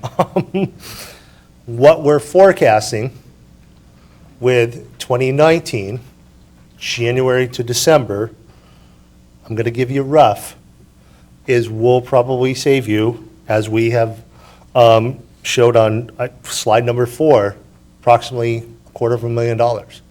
And I think it's going to be more, but that's rough. Yeah, can we put that slide back up? Oh, I don't know how to do that. Non-city person. I don't know how to work your equipment. There's the slide. So it shows that the first year under city operation, 1.3, and then you take away the revenue off of that, and there's your subsidy for the first year. And now under Spectra, they've reduced their expenditures from 1.326 down to 935, and their total revenue is up from what the city produced to 337. So that is where that $247,000 comes from. Okay, right. Okay, so my last question and my final. So let's go back for a second. So if just take a look at those, really what you're talking about is 1.1 for 18. Right. And, for 11 months, and then for 11 months, roughly 600,000. So it is a difference of about $500,000. Yes, comparing. Okay, got it. Actually, what you see here, I think like Mr. Hutton explained before, if they owe money, we're liable for it. So when they don't have cash to pay and we pay, because they can, when you're talking about a loss, they owe money to pay someone, it has to be paid. So we make them whole. So last year, this is how much the city paid to make them whole. Based on, if you were to authorize the 425, that means for 2019, this is what we will pay them to make them whole. Okay. So if you are really talking about loss, then this is what will be the loss. Got it. Because there's no way they will not pay their bills. But to be clear, this amount includes the 500,000 loan, interfund loan that we gave last year. So it's not totally funding. So with this understanding, I may come back and ask you to cancel that interfund loan. But this amount includes 500,000 that you approved for the interfund loan. So the loss is now 1.3, is actually how much we gave them to make them whole. And I think, like Mr. Horton explained, you can see the progression already. So hopefully in 2020, instead of 878, maybe that will go down further. Right. And that is where we will see some progress. Right. May I? Yeah. So this question probably for a day. So with the $453,855 that the PAC is asking us to authorize, this money, I would assume, will come from the general fund, correct? Actually, Councilmember Tran, the 453 is what was budgeted for 19. It's Include that. 425 that's being asked for now. Got it. Okay. Just So want to make sure that everybody's. money will come from the general fund then? As of now, yes, it will come from, most of it will come from general fund. I think, as I was explaining the mayor's comment about DaVita, I'm hoping that by the end of the year, when I bring the budget amendment to you, what we plan for the revenue and permit for community development, we've done reasonably well. And I will discuss that at FEDRAC next week. So I think part of that will come from excess revenue and may come from the fund balance of general fund. So will this have any impact on our credit rating? I'm just curious. For the credit rating, I think I know where you're going. If we were to dip too much into our fund balance, yes, it could.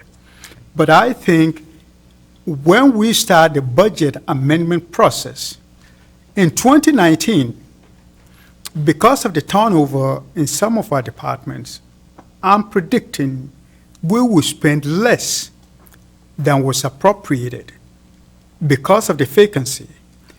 Also, because of DaVita and some other changes in 2019, I do foresee, especially in permits, that we will see additional revenue than we included in the budget. So instead of the entire 400,000 reducing our fund balance that may affect our credit rating, maybe we'll reduce our fund balance by 100,000, 50,000. So that will be less significant. But again, part of the policy of the council, which I think I truly do commend you, and I say this to Council Member Duclos all the time and the mayor, because of the restriction that you have on the use of the fund balance. Before it will actually have a credit impact is after I exceed the 3 years. If I were to spend the, say for example, spend the 9 million down to 8.5, because of your policy say, if you were to use this money, you need to replenish it within 3 years. If I fail to replenish it in 3 years, then that is when the trouble starts. That is what will actually have an impact on the credit, because I'm still within my 3 years. Thank you. All right, Deputy Mayor Honda. Thank you. I was going to ask this similar question as Councilmember Tran asked, especially for Dana, but I know that the public will ask us where the money was coming from, so thank you for answering that. All right. And I would note, actually, I received word from Tim Johnson, who reminded me that the facility was actually audited a second time with the new market tax credits. And so I'd like to thank Tim and the staff with the Performing Arts and Event Center too. So it's been audited twice, once by the state auditor and once by the folks with the national new market tax credits. So that is important to note. And if Tim, you could provide that information to council, and obviously a day when you give your presentation to FEDRAC, I think when we get an opportunity, we want to make sure that we provide that information to council. All right. Councilmember Moore. Thank you so much, Mr. Mayor. I do want to say that the leadership that we had last year to this year is different immensely, to put it in a simple way. And Autumn and Brian, and to your team, Brian, the rest of the people that are not here, a huge shout out to their efforts and all of them come together to work to see the positive that's happening here. For me, I'll be supporting this. This is a contract. We're in a contract. We have to abide by the contract. I wanted to say thank you for Bill Vadino and for the mayor office to quickly act and set up meetings with council members. I know that I vetted you guys quite a bit, and Councilmember Safadowson was with me when I did that, and there's a lot that I learned, ultimately, there's just a lot of positives that are happening, and I think that's where we need to focus on. To the public, clearly, I think it's safe to say that we're scrutinizing every little cent. We're asking hundreds of questions of how do we get here, why did this happen, to how do we get to this number, and all those type of questions. So I think that's important for the public to know. Again, I know I did that with you guys with a meeting that was scheduled, and so I appreciate you guys taking the time to answer those questions. And let's face it, I know that Brian, this is your first time dealing a little bit more intimately with the council level. I know that you come to many of our committee meetings, but this is your first time learning the process. I think you've learned a lot. So I think we can expect, and I know that we're going to hold you accountable to this, that we're going to get things nice and early to discuss it and have it go through the proper procedures of committee so we can continuously vet things and go after every single cent. So that being said, I'll end my comment there, but just thank you for the hard work you guys are doing. I like the results. I know we're going to continuously drive towards bring in more revenue and cutting down on operation as much as possible. Councilor Duclos, do you have a motion? And not yet, I want to make a statement also, because I'm very pleased with what's been happening with our new contract with your business. Before that, we had somebody in there that really didn't know how to run an event center, and that to me is the prime purpose of that building, to bring people into this community, to have them stay in the hotels and be here for 2 or 3 days and go out and eat someplace and spend some money here. As someone who worked as a head of an agency for 16 years here in the city, I traveled around the country going to conferences, and we would be there for about 3 days, 2 days in the building or whatever. We'd spend money there, of course. We'd rent hotel rooms, of course. We'd go out to eat when we didn't eat at the place, and we would get our work done. We would go to different meetings in different spots there and everything. And that's why I was one of the original people that voted on doing the PAC. And there was a lot of talk and turmoil about that, but I knew that that could help this city grow.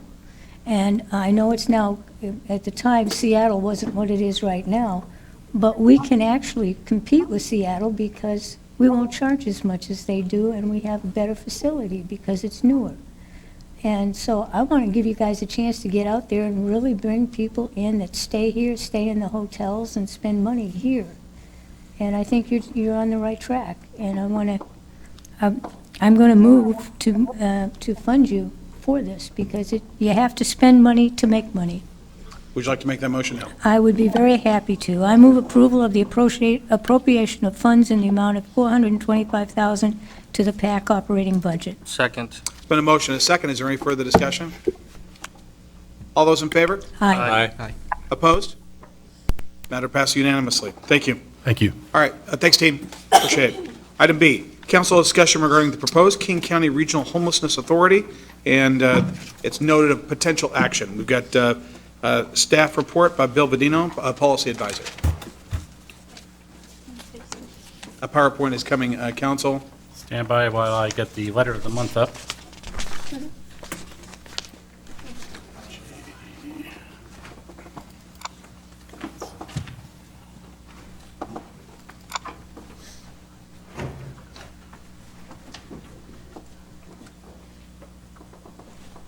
Yep, let's go to Plan B. It's there? It's not there. It's here. King County.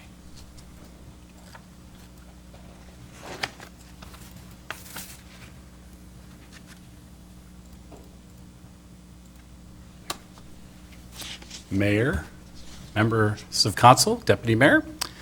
This is the letter of the month, as we've been appropriately doing. And so this discussion, you've got the letter in front of you, you've got the PowerPoint in front of you, and I emailed it to you as we were working on this through the day. So as you know, there's a proposed King County Regional Homeless Authority, and so we wanted to discuss this.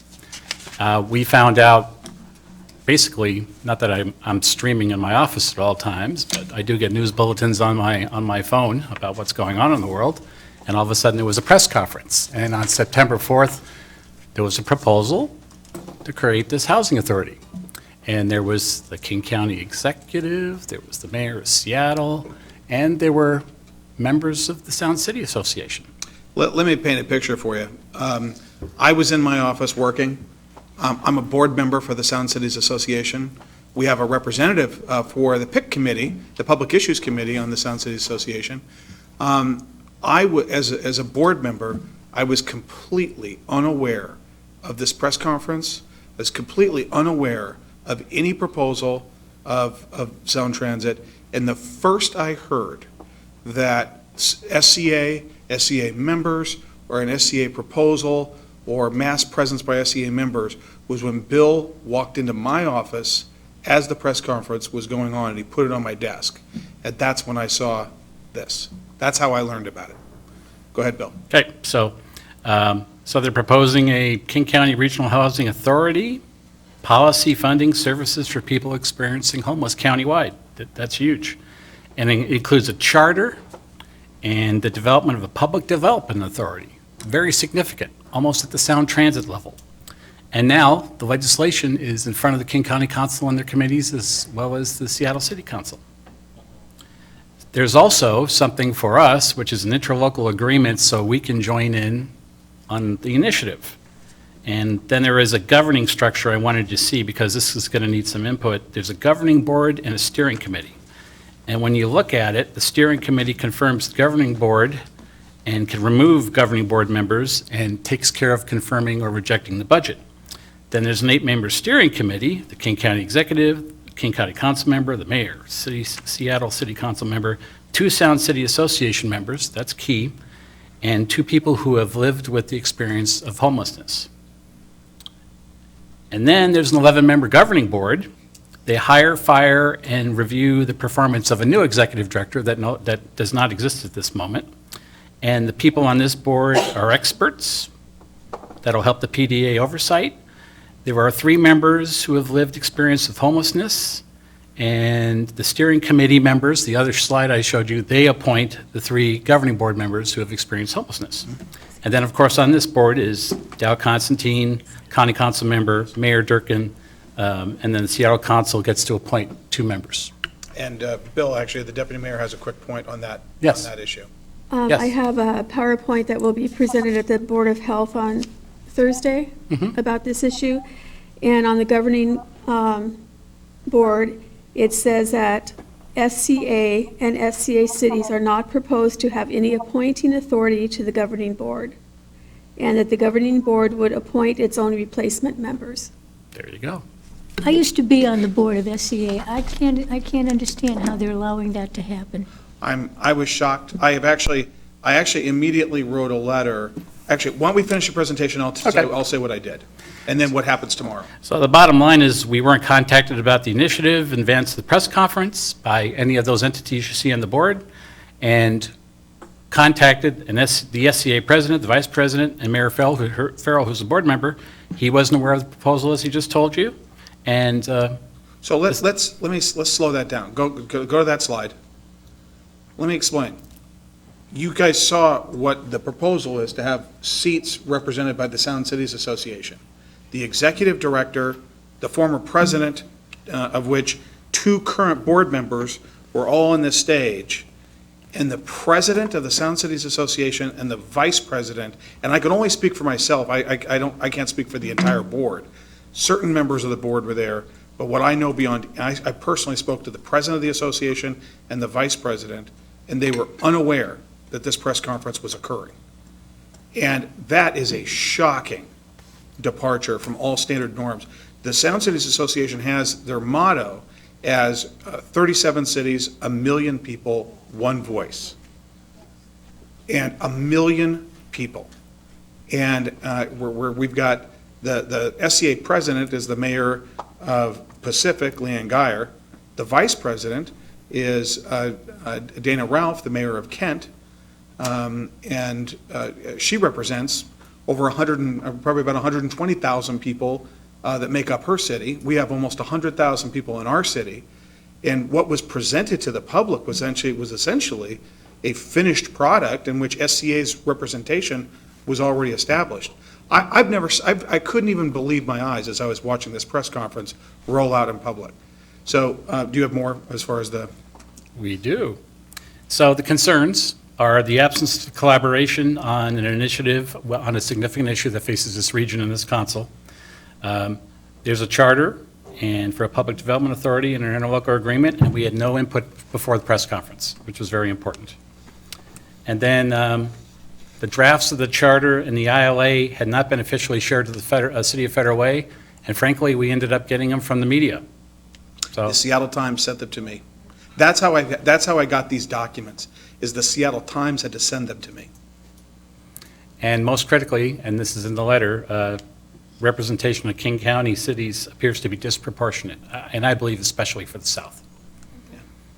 So, this is the letter. You have it in front of you. I've got it up on on the board for you folks in the audience. There's copies there too, if you'd like a copy. And we've got a board member of the SCA Board of Directors tomorrow morning. So, go ahead. Okay. So anyway, this is who we would send the letter to. And then this is basically what you have in front of you, basically laying out, if you all are unanimous, the fact that it was announced, and, proposing the steering committee. Next slide. And here's our concerns: lack of notification, finding out on social media after the conference had begun, and the fact that there were SCA folks on stage, basically implying that the organization, the million people, the 38 cities, with one voice, were all in. And then, of course, the absence of collaboration, how it's going to be structured, all the parts that really need to be reviewed by all the consuls, I believe, of the 38 cities. And so that's basically it. The appropriate representation of the unique needs of cities in the proposed governing board and steering committee is absolutely essential. And basically that we're also sharing the letter with all the 38 mayors, actually 39 counting Seattle. So these are our options. Approve the draft with modifications, or I go back to my laptop. Okay. Deputy Mayor Honda? Could we also send this to the councils Of the cities? of the cities, not just the mayors? Certainly on it. Okay. Yeah, we'll copy they're them all. not listed here. I know. We're going to CC them. Yeah, I'll CC them, Okay, thank you. much like I did with our error letters and everything. If this gets approved tonight, I've already got a plan for, if the council approves this, I already have a plan for distribution to not only those individuals addressed to, but certainly all the city councils. I have more. Yeah, Deputy Mayor. One of my concerns when I watched this press conference was it was mentioned that a large percentage of the homeless people in the city of Seattle are from other King County cities, and that they should probably go back to their cities for services. Mm-hmm. I don't know how that is determined, who's from where, but that is a huge concern of mine. And my other concern is if we don't join this ILA, do we get any funding from King County then for our homeless services that we do have here? Yeah, the pass-through federal funding. So there's a lot of issues I think that are with this, and I think it needs to slow down and let us have the proper time as King County cities to digest it and see where we're at with it. Well, in reading the ILA and the charter, it's a 5-year commitment too. So at this point in the proposal. All right. Councilmember Duclos. There are other cities that are feeling the same way as we are, right? Or not? Here's the problem, Deanie. Okay. I'm going to be, may I, Council? I know, I'm trying as mayor not to partake too much in the debate, but based on the question, let me give you a candid answer. I think so much damage the process is so critically important. And the manner in which this was rolled out, the manner in which the prepackaged, predetermined status of SCA's representation was already sort of prepackaged. A lot of people don't necessarily want to make waves with people as powerful as the King County Executive, the Mayor of Seattle. This was presented. This is why this was such a departure from the norms and so important that it was pushed out in such a manner that who wants to stand in front of it? They're creating this huge structure. And so I think actually it's going to take some courage on our part to stand up and say, stop this train. No, I think we have to, because I used to be on that board, and we would never have done something like this.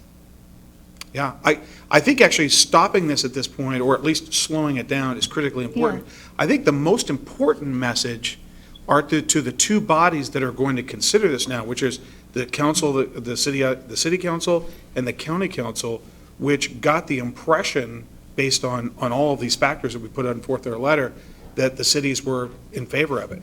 And that is the real problem. That's why we really need to get this word out. Do we have other cities that would sign on?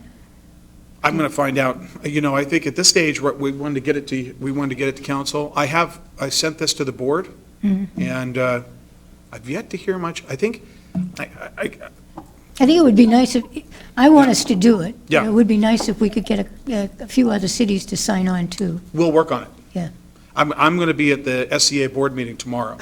But just like it was with the methane plant in Tacoma, with the methane plant in Tacoma, it was our standing up Yeah. that put the brakes on it. Right. Sometimes you got to be as you and I like to say, the rock in the river.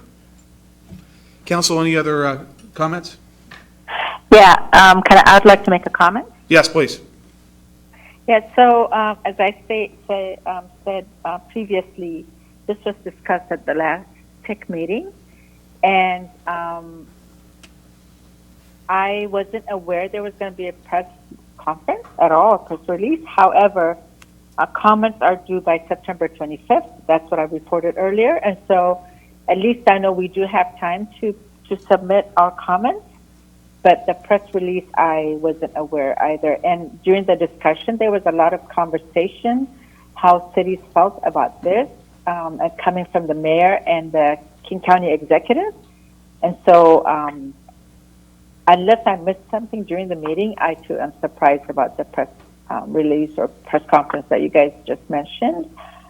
Because especially considering that we had until September 25th to make any comments, I don't know what happened between the last PIC meeting and tonight. So that's what I am aware of. Yeah, this actually, they didn't get it before the PIC committee. The Public Issues Committee meeting was on September 11th. The press conference was on September 4th. And the materials for that Public Issues Committee were not sent out until 2 days after the press conference. I think it was like the 6th or the 7th of September, and that was the first time that any of us would have ever seen these documents. But it was really, well, I'm not going to describe motive. I just think that it's unfortunate the way it rolled out, and I think we got to slow it down, because this is really talking about something that will have massive impact in regard to, over $100 million just from the start. Councilmember Moore? Thank you so much, Mr. Mayor. Just out of curiosity, and I appreciate the level of concern you have for the city of Federal Way and stepping up in your advocacy countywide. The question is, so when you got this bit of information, did you by chance call other board members? And I did. Okay. Well, the first thing I did, Yeah. because it was such a shock to me, is I called my friend who's the mayor of Pacific, who's the president of the association. Right. And then she told me she was unaware of the press conference. Okay. Then I called the vice president of the association and personally spoke to her over the phone. Okay. And she said she was unaware of the press conference. Got it. And then at that point, I thought, we have a real problem. And the executive director was there at the meeting. You've got a former president and a current, who is also a current board member, and another board member that were there, and other SCA cities. And they were given, one of them was given speaking role at the press conference. So it sounds, for me, and I'm just trying to gather this up in my head here, it sounds like really the King County executive, the Seattle mayor are rushing, bulldozing, so to speak, these are my words, Mr. Mayor, and trying to set up a plan without really communicating with all the cities in the county. And so they have proposals before each of their respective councils that include already SCA's role. So if they pass this as is, what opportunity does SCA, meaningful opportunities we have to say, well, we want to change this? Right. Did you connect with the executive director over a phone call? I did. I shared. And what did she say? Actually, for matters of public record, actually, I shared with the council the letter that explained essentially all of this. I sent it to the board, and I sent it to the executive director. And I asked that this matter be discussed at our board meeting tomorrow. But she hasn't responded. She did respond, and it is. What's on the agenda for tomorrow isn't about the necessity about, or isn't necessarily the issue about the governance model. It's about board communication. But I think this far exceeds board communication. This goes, what they're in the process of creating a behemoth that will have a drastic impact or a huge impact on the local governments in this region, of which we had no say whatsoever. So just to be clear, so what was her response in your email to you? Actually, you know, the problem with it is, I really like Deanna Dawson, our executive director, and I think that's. But we're also looking out for our residents here. We are, and she was respectful, and very respectful, very receptive. I don't think she anticipated the impact or the. Okay. I think that, I think it's viewed more as a process, but I have got serious concerns about where we go from here. Yeah, I mean, I would support signing this letter. And, you know, I think and perhaps others, I don't want to speak for other of my colleagues here, but for myself, you know, we have many good elected officials throughout the county, regardless of their perspectives of political ideology. We have many good leaders.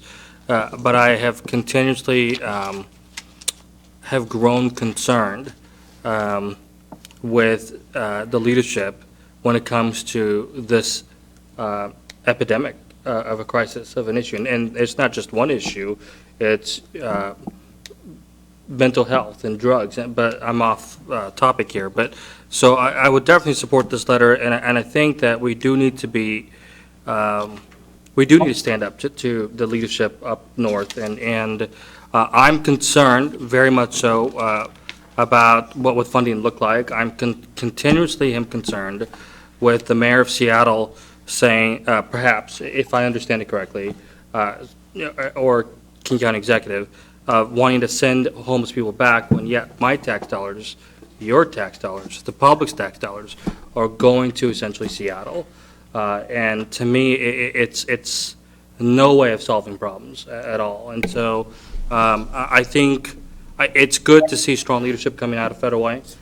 Bold, sometimes uncomfortable leadership needs to come out here, because as much as we have good leaders, so I just question funding, I question our voice, I question, are we really solving the problem of homelessness?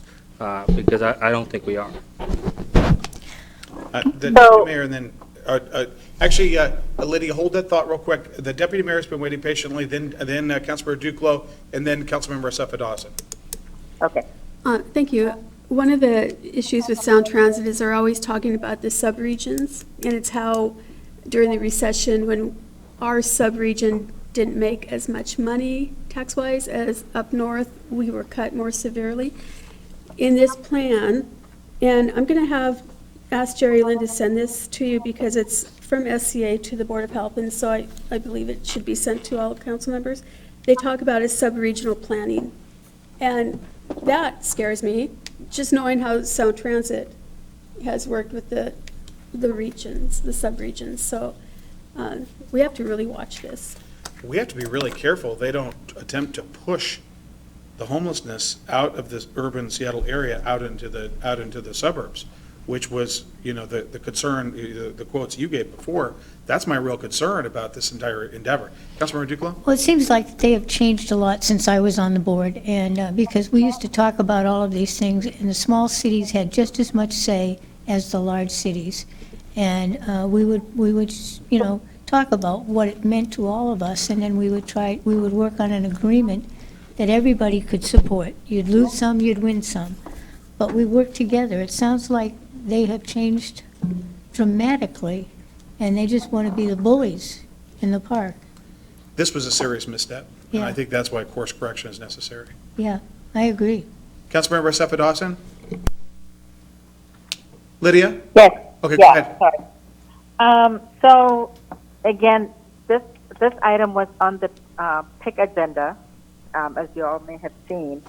What I wanted to say is that in that conversation, I know what they're trying to do is consolidate King County's funding and Seattle's funding to create a regional homelessness authority, right? So at this point, no cities were asked to contribute make any financial contribution, but it's a matter of bringing all their funds together to address homelessness regionally, and then give sub-regional autonomy to the areas like South King County, East King County.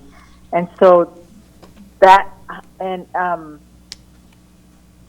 that's what the conversation was about.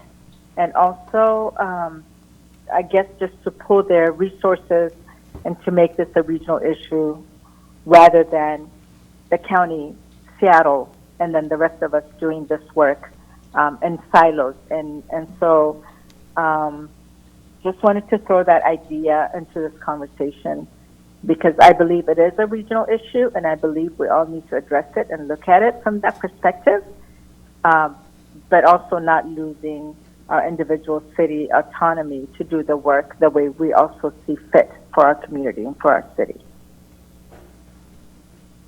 Okay, We have to have a voice. right. All right, Deputy Mayor, do you have a motion? I move approval of the proposed letter. Second. There's been a motion and a second. Is there any discussion? All those in favor? Aye. Opposed? Okay, Lydia, for your signature, we may need to use an an electronic signature. Would that meet with your approval? Sure. Okay, thank you. I'm not sure how that's done, but we'll figure it out. Yeah, somebody will. Okay. Okay, now moving on. Thank you, everyone. Now moving on, ordinances, first reading. Council Bill 764 relating to snow and ice. We will have a presentation, a staff report from Desiree Winkler, the Deputy Public Works Director. Good evening, Mayor, Deputy Mayor, members of council. I am pleased to bring the snow and ice ordinance in front of you to help us do our job better. Policy question, should City Council approve the ordinance to add new sections to the Federal Way Revised Code related to snow and ice? So if you remember, a little while back, we had a big snow event in February. We learned a lot of lessons. One thing we learned is it makes it real hard for us to clear the snow if there's abandoned and parked vehicles on the side of the road. And then there's been confusion about, for property owners on who is supposed to be clearing the snow and ice from the sidewalks. So really the goal is to improve our response on operations and clarify the responsibility between the city and the property owners related to snow and ice clearing. So the main points of the proposed ordinance and changes to the code would be once a snow alert could be declared by the Public Works Director or a designee, that police can arrange to tow parked and abandoned vehicles on primary snow routes in the city. And those snow routes would have to be identified and published on the website. Property owners are responsible for snow and ice removal on their adjacent sidewalks and walkways. And then it is illegal to dump plowed snow from private properties, like parking lots, onto public rights-of-way. So the options that are considered is to approve the proposed ordinance, to add these new sections to the Federal Way Revised Code related to snow and ice, or reject the proposed ordinance, provide direction to staff, and the mayor recommends option 1 to approve the proposed ordinance. And I'm happy to answer any questions. All right, council, any questions on the presentation? Okay, hearing none. Citizen comment. Is there any citizen that'd like to comment on this? You have up to 3 minutes. Citizen comment. Okay, hearing none. Council questions. Open it back up to questions. Okay, hearing none. Would the Deputy City Clerk please read the ordinance title?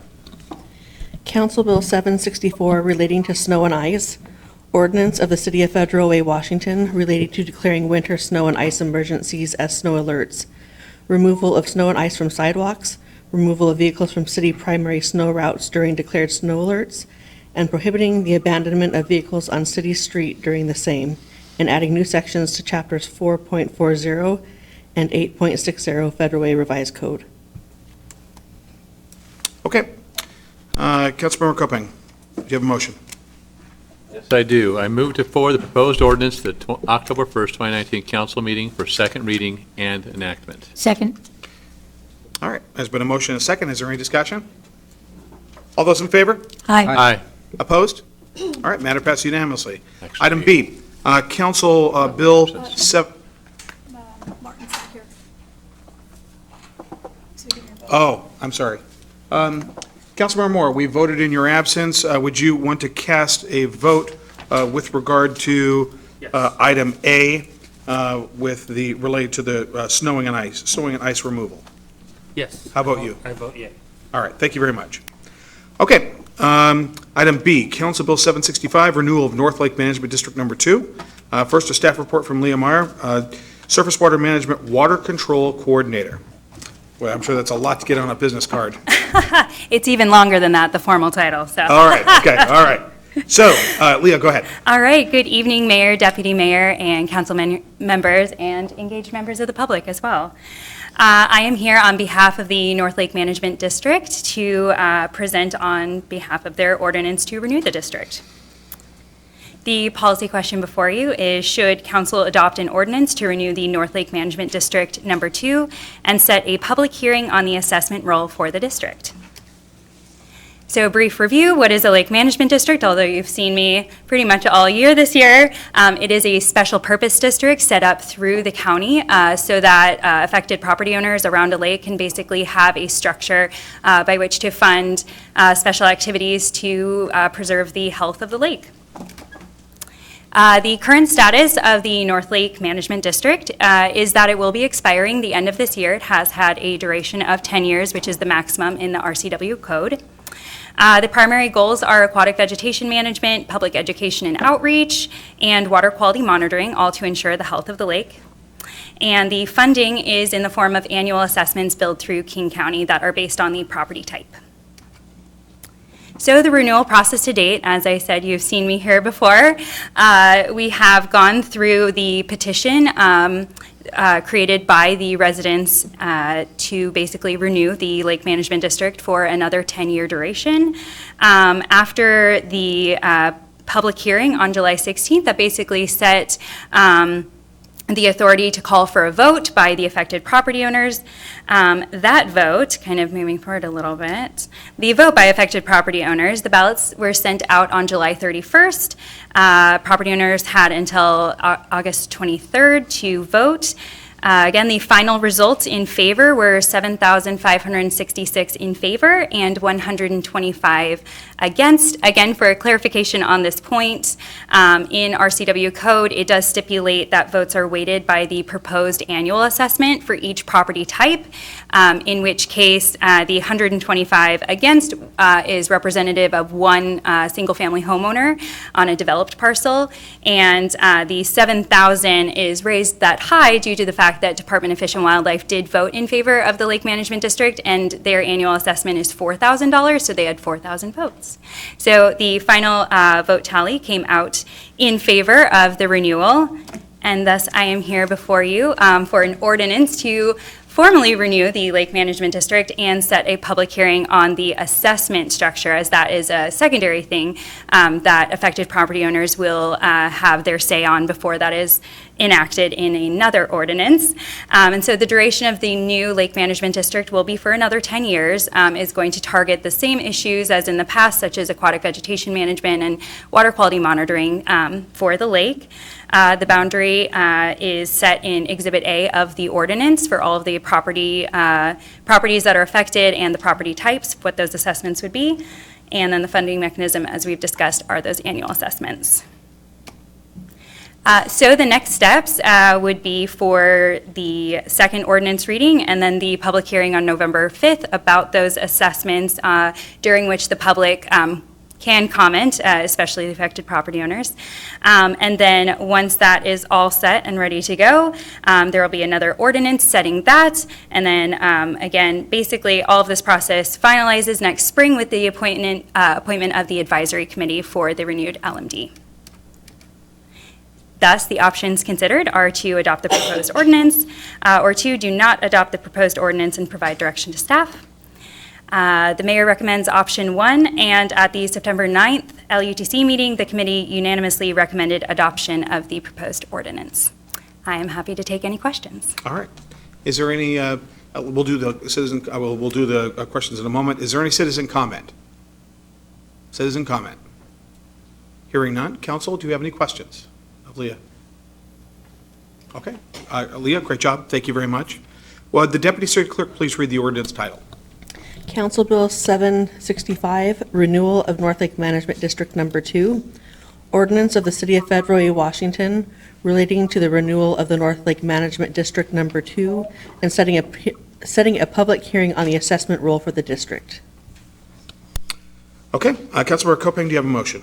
I do. I move to forward the proposed ordinance to the October 1st, 2019 council meeting for second reading and enactment. Second? Been a motion and a second. Is there any discussion? All those in favor? Aye. Opposed? Lydia? Aye. All right, got it. Thank you. Okay, item C, Council Bill 766. Matter passed unanimously. Item C, Council Bill 766, Surface Water Management SWIM 2021 Rate Structure Change. First, we'll have a staff report from Teresa Thurlow, Surface Water Manager. Good evening, Mayor, Deputy Mayor, council members, engaged members of the public. As the Mayor mentioned, I'm Teresa Thurlow with the Surface Water Management Division within Public Works, and I'm here this evening to speak to amending the rate structure for the surface and stormwater utility. So the policy question before you tonight is, should City Council adopt the ordinance to amend the storm and surface water management utility rate structure? We often refer that as to SWIM. First of all, let me talk a little bit about what the SWIM utility is. So just like you have a charge on your water service, your sewer service, your power service, this is a service. So you have stormwater service that takes the rainfall, as we've had today, off of the streets, puts it in the pipes, and discharges it to waters of the U.S. When the utility was stood up in 1990, at that time it was just all about flooding, preventing, reducing flooding, protect life, protect property. And then the Federal Clean Water Act came along, and it required us to apply for an MPDS permit and also to comply with the Washington Water Pollution Control Laws. And a little bit about what that MPDS permit is. So basically, when the rainfall happens, it collects all of it off the hard surfaces. The houses, the roads, the streets, the sidewalks, basically anything that is impervious. And when it does that, it collects a lot of pollutants, and so it's very harmful to our surface waters. And what we have to do under the permit is that we have to take actions to reduce those pollutants in the stormwater if we want to discharge that water to waters of the U.S. Without that permit, all the water that we've collected today, we could not discharge to any surface waters. We'd have to hold it. So the permit allows us to discharge that water as long as we apply all known, available, and reasonable methods of prevention for control and treatment of stormwater. So that's really what's happening when we say the permit, MPDS permit. So this permit actually has had a lot of impact on our operational budget. This number for 1990, this is actually an estimate. The fund at that time was intertwined with the rest of the public works and the general fund, so it was very hard to piece out exactly how much was spent on the stormwater utility. So this is my best guess. I don't want you to take me at $500,000 for our first year. But the permit came, the permit came along, our first one around 2002, and you can see we had a significant jump in our budget. And then in 2008, there was a reissuance of the permit. So as technology comes along, as they understand better how these pollutants in the surface water are controlled, then we have more requirements. In 2012, another permit was issued, and that permit actually had phased implementation. So Ecology knows that this has a financial impact to jurisdictions, and they try to help us out by phasing in the requirements. And then we've just had a new permit issued in 2019. Unfortunately, surface water improvement has not been as advanced as we'd want, and so the requirements are even more. So this right here gives you an idea. Almost 68% of our budget is taken up with permit requirements. And so I wanted to talk to you a little bit about what those SWIM dollars are and what they do. So as I roll through a few of these pictures, we have 23 square miles of land, we have 5 miles of marine shoreline, 6 major streams, 6 significant wetlands, 13 lakes that function as part of our drainage system, 228 miles of pipe, 12,536 catch basins. That's actually a lot of catch basins for an urban city our size. 441 detention and water quality facilities, and that includes dry ponds, bioswales, underground vaults, Filterra units, and modular wetlands. So it's a lot of infrastructure to take care of, and then, of course, the permit requirement has other items that we do, and then in addition to the permit requirement, within Surface Water Management Division, we also do the conservation, acquisition management, and habitat restoration for the City of Federal Way. So within the storm utility, we do more than just stormwater runoff. This is an idea of where those functions fall. So 65% of our budget is spent within permit-related activities. Then this capital infrastructure, some of this is spent in permit, some of it is spent in keeping our system functioning. It's, put in the 50s and 60s and 70s, it's starting to failing, so rehabilitation of our system. And then we have about 18% of what I'm going to call other, so that's the LMDs, the RIA, the city support, things like that. So when we took a look at our utility when I got here, and we said, oh my gosh, what is coming down the line? We knew we were going to have a new permit in 2019, and we said, what is our requirement? What do we need? Well, we know that we are required to have an operational reserve. We have capital included in that. We know we have our 2019 budget, and we know we have a gap between our current services that we implement for the permit and what is going to be required under this year's through 2025 permit, 2024, sorry. And then the capital projects, the infrastructure, the water quality requirements, fish passage requirements, all those kinds of things that are coming down the line. And so council approved in 2017 a project for us, and that was our comp plan CIP update and a rate study. And we hired a consultant, Herrera, and they partnered with FCS Group. And FCS Group has done many of these rate structures within the region. So they're very, very skilled at this and knowledgeable about all of these regional efforts.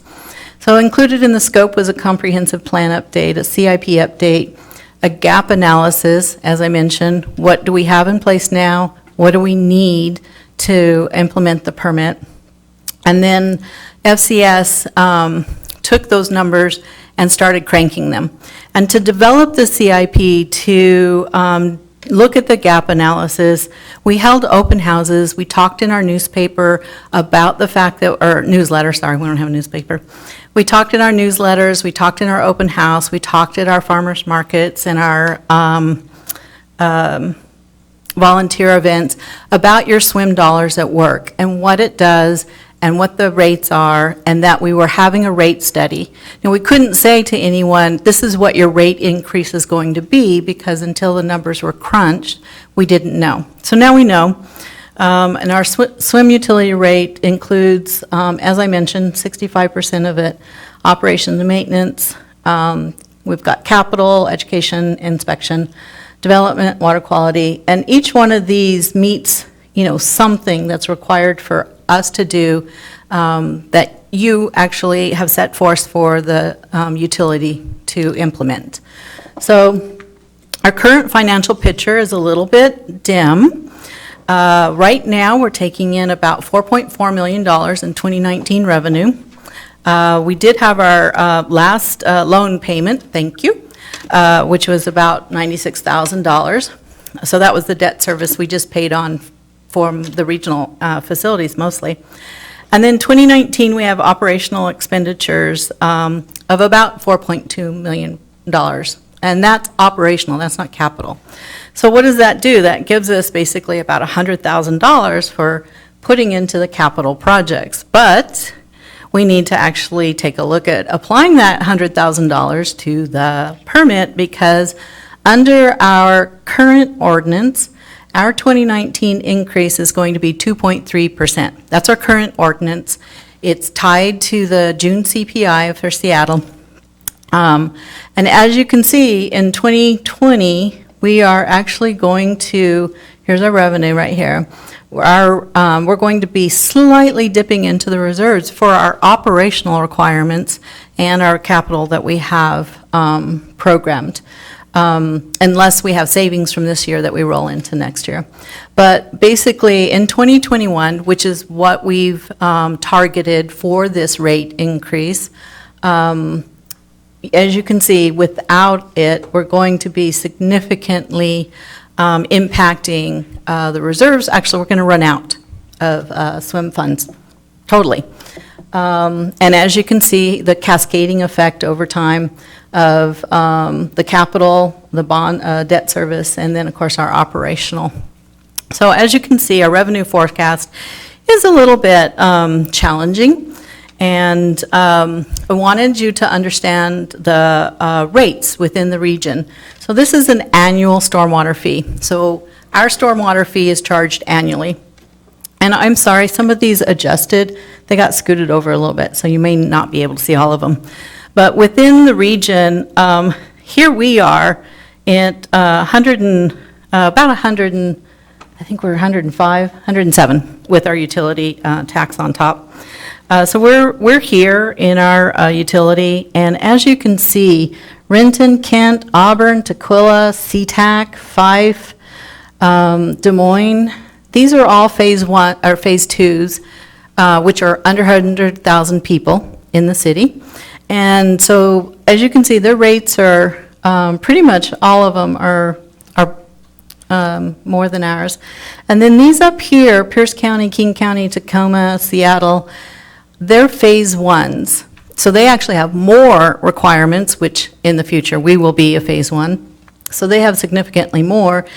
And then Bellevue is actually functioning as a phase 1 as well. And as you can see, they have a significant stormwater fee. It's pretty significant. So even with our rate increase that we're proposing under this ordinance in 2021, as you can see, we're still among the lowest in the region with this rate. And, you know, the other jurisdictions are facing the same challenges we are with implementing the permit requirements. So for some jurisdictions, the stormwater charge comes with the water bill or the sewer bill, and those are where the water and sewer are part of the jurisdiction.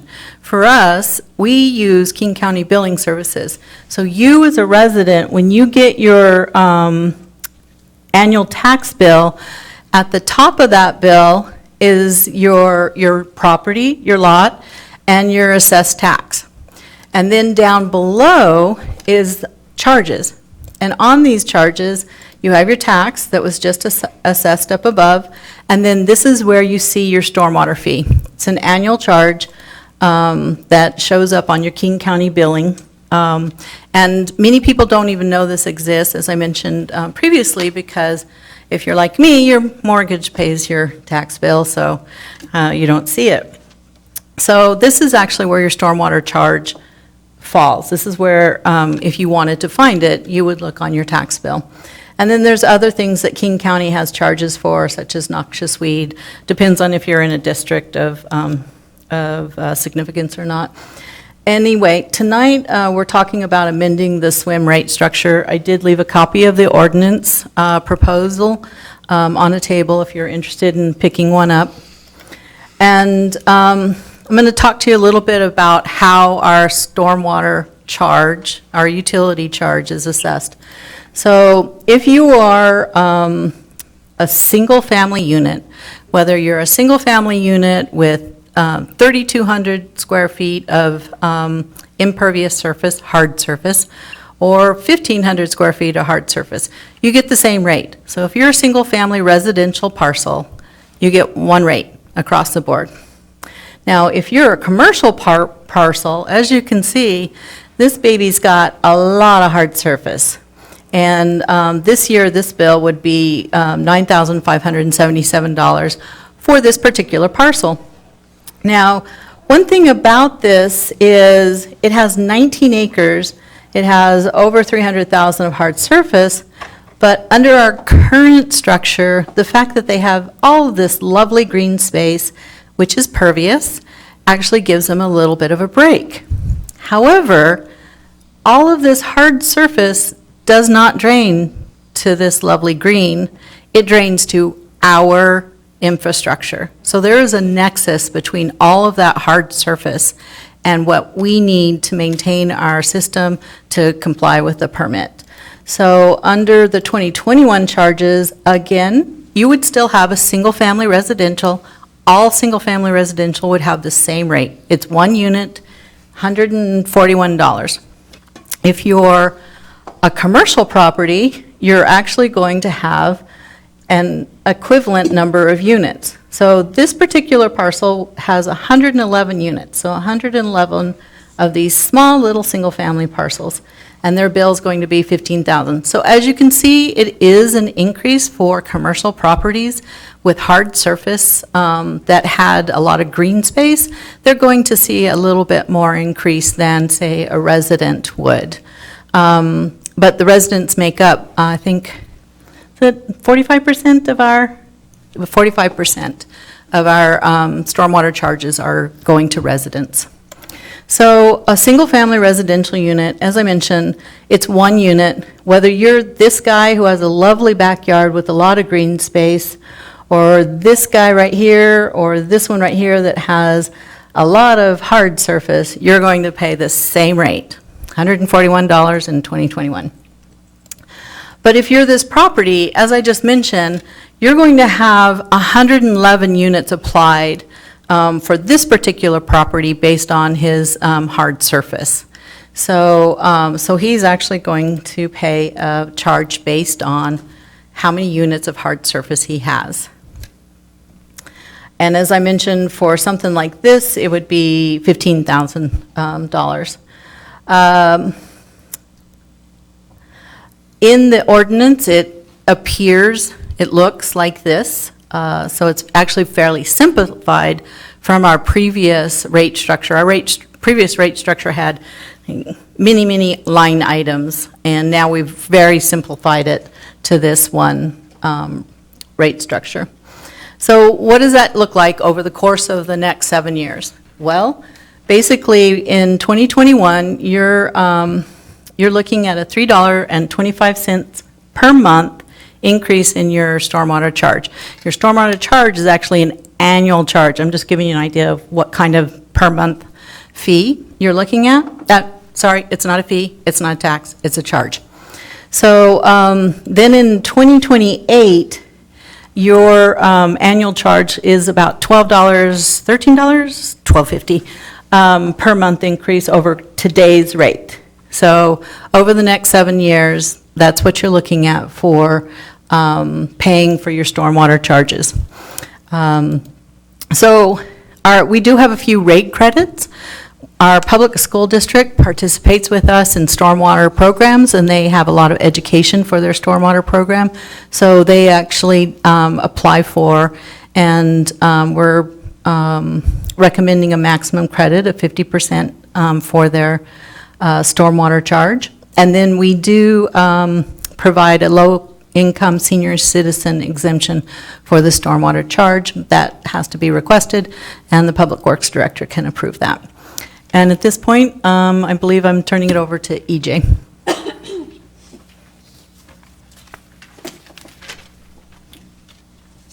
Good evening, Mayor, Council. So a couple of questions have come up, and the one point I'll add to what Teresa already covered, in full transparency, it was discussed at nauseum with LUTC. But the other piece of this puzzle is a service development charge that'll apply to new development. That is not part of this ordinance. That's a code modification, so that goes through a separate process than tonight. So that will be going to the Planning Commission, then LUTC, and then to Council in the future. But that was discussed during LUTC, so I just want to make sure that everyone's on the same page. That didn't disappear. It's just following a different process because it's not part of the ordinance.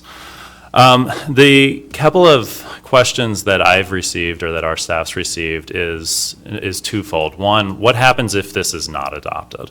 What happens if council does not follow the recommendation of the staff, of the mayor, of LUTC?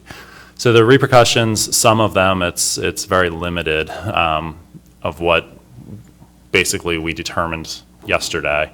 But the repercussions are, the obvious one is we will not be meeting the permit requirements that are set ultimately by the EPA, that trickle down through Washington Department of Ecology to us. That does open us to legal action from ecology through enforcement. If you are familiar with previous environmental cases, there's a couple cases where ecology has sued, mostly counties, not cities, but and one where they haven't complied with the permit. And then we also have NGOs, which are non-governmental organizations. So that's groups like Puget Sound Keepers. As soon as we are, and this is true funding, this is true on our day-to-day operations today, this is true regardless. As soon as we do something wrong and we're not following the permit, they have legal ability through the court system, to hold us accountable. And we would expect they would execute that if we did not follow this new permit. The other one, which probably has the largest immediate impact to the city, is as soon as we're out of compliance, we are no longer grant eligible as a city with anything that's funneled through the state. So that certainly impacts public works. It also impacts community development. It impacts parks. It impacts police. It impacts every other agency and division and department that receives money through the state. So those are all some of the ramifications of not doing this. The other question that I got is, what have we done for outreach? And this was another topic that was covered through LUTC. And one of the council members asked me if we can drum up some numbers of where we actually had direct contacts. So our staff did that today. And on the electronic newsletters, we touched 1,200 unique people, or 1,200 unique email addresses over the course of 3 different blasts with email. With Facebook, we had 700 unique people. Now, we don't have a way as a city to determine whether the Facebook ones and the newsletter ones, how much overlap there was with the two of them. So I can only tell you it's 1,200 and 700. I can't tell you how much are duplicate, although I know there's at least 500 unique ones with the newsletter. And then the third thing is, this was on the electronic sign at the community center, which obviously we can't count how many people read that. It was on there for a month. It was also on our surface water website and public works websites, which again, we don't have a way to track how many people looked at this for something else on the website. We had flyers in City Hall. And then we also had, through the consultants, a public map where people could post things. And again, we don't have a count, but we know people posted stuff, so we know people saw it. And then we did do a public outreach meeting, which I think several of the council members were at. That was very lightly attended by the public, but we did have that through there. So the last point that I want to make, and Teresa already hit it, is if we go back, I should probably on this slide, and there's a difference in the way the structures are set up, and Teresa alluded to that with the phase 1 versus phase 2, but I do want to draw your attention to it because I think it bears council being aware of it. If you live right over the boundary and you're in unincorporated King County, so our annexation areas, for example, you're paying $289 a year. Our residents are paying $106. So just from this, and obviously there's many different aspects, but just for this one, annexing property in would be over 100% reduction in their surface water utility bill from going from unincorporated King County to a city resident. So that is how much lower than the people right over the line that are in unincorporated county. That's how much more they are paying than our residents. So I just, and like I said, there's some differences and there's some reasons why the county's numbers are the way they are. But at the end of the day, if an annexation occurs, those residents would pay effectively the same as our current residents, that 106 in 2019 dollars. So I think that just bears, acknowledgement that, our staff works extremely hard to keep these rates as low as we possibly can, and this kind of reflects that in one way, as it does against the other cities. The other thing I want to point out on this chart is, and I think Teresa frankly probably did mention it, but I want to emphasize it a little bit, is all the numbers that you're seeing in red, they are 2019 fees. We are fully aware that several of these other cities in here are working on updating their fee schedule based on the permit too. So these numbers in this range will not be their numbers in 2021. These will all be higher. So right now in 2021, our rate is lower than what their 2019 one will be without them raising it to address the same concerns that we're addressing. So again, that just goes to the amount of penny pinching that staff has done over the years to keep these rates as low as possible, which is a little bit of a double-edged sword because now we're here with a big change. But I do want to draw your attention to all those things. So with that, I think Teresa already hit on the recommendations, and all of us, as well as the consultants, are also here to answer any questions council may have. All right, council, any questions? Councilmember Moore, then the Deputy Mayor. Okay. EJ, and Teresa, beautiful job on the presentation of this PowerPoint. I was actually at the Land Use and Transportation Committee, and EJ, you alluded to this several times. We had a lot of questions and concerns, and of course, that's the very opportunity for City Council to really vet things and really put everything on the table. And so that's what you heard. And Absolutely. yeah, and I sincerely appreciate all the modifications that have been made between the presentation and today's committee's presentation and today's. So I think it's a lot more understandable, and I appreciate the graphics, and some of it is kind of somewhat interactive visually. I think, again, that stimulates and helps people understand what's, the information you're giving out. So thank you for that. And again, I know this, and hopefully I'm right, but we all recognize the outreach that you've done. Mm-hmm. And I think for me, and I can only speak for myself, is when I voted for the other increases to happen, whether it be on the utility tax, utilities, or other items, I have understood how sensitive the public is.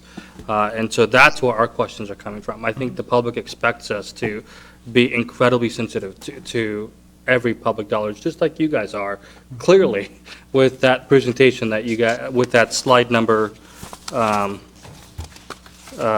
like to be really specific, slide number 13, was it? I'll find it for you. Yeah, this one. So clearly, I really hope the public sees this. And I think it's really important information on what you just stated. And I'm sorry to my colleagues, but I'm just going to repeat it again. And that's all these cities but ours, their numbers are slated to change for 2021 and could potentially go up. If I understood you correctly, is that right? They're not going down. I mean, the ecology's putting new requirements on everyone. We have the same requirements as all of these cities. So they're not getting cheaper. Absolutely. So I just wanted to give you a chance to repeat that again. So while other cities are going up, we're being really conservative with the public dollar. And I thank you. Teresa, thank you to your department. Leah, thank you. Thank you for that. I think, so here's my questions. You mentioned that the numbers were crunched in terms of specifics. And all your outreach that you've done, you never really stated what is that it's going to be $106.80.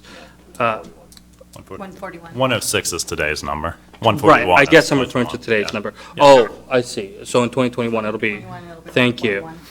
So when did that number come to be? And when did we communicate that number out to the public? That's my first question. Mr. Mayor, thank you. I do have a few other questions that I'll be really quick. Of course, Councilor. So actually, we got that number really about mid last month. And my understanding was that we were to present it to the council. And part of why it's 2021 inception or implementation is that we basically have an education outreach plan that we're going to be implementing over the years, the next year, sorry, to talk to the public about, this is your utility charge, this is what you pay for, and this is your rate in the 2021.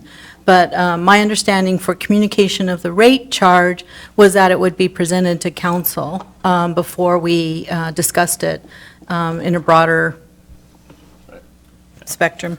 And that was the direction of council when we first started this project and the CIP project in, what's it? I mean, this conversation goes back to 2015. The start of the actual kickoff is 2017. So that was the request, and that's frankly the feedback that we've heard on other projects is we need to formally present numbers like this to the council before council finds out about it through the community.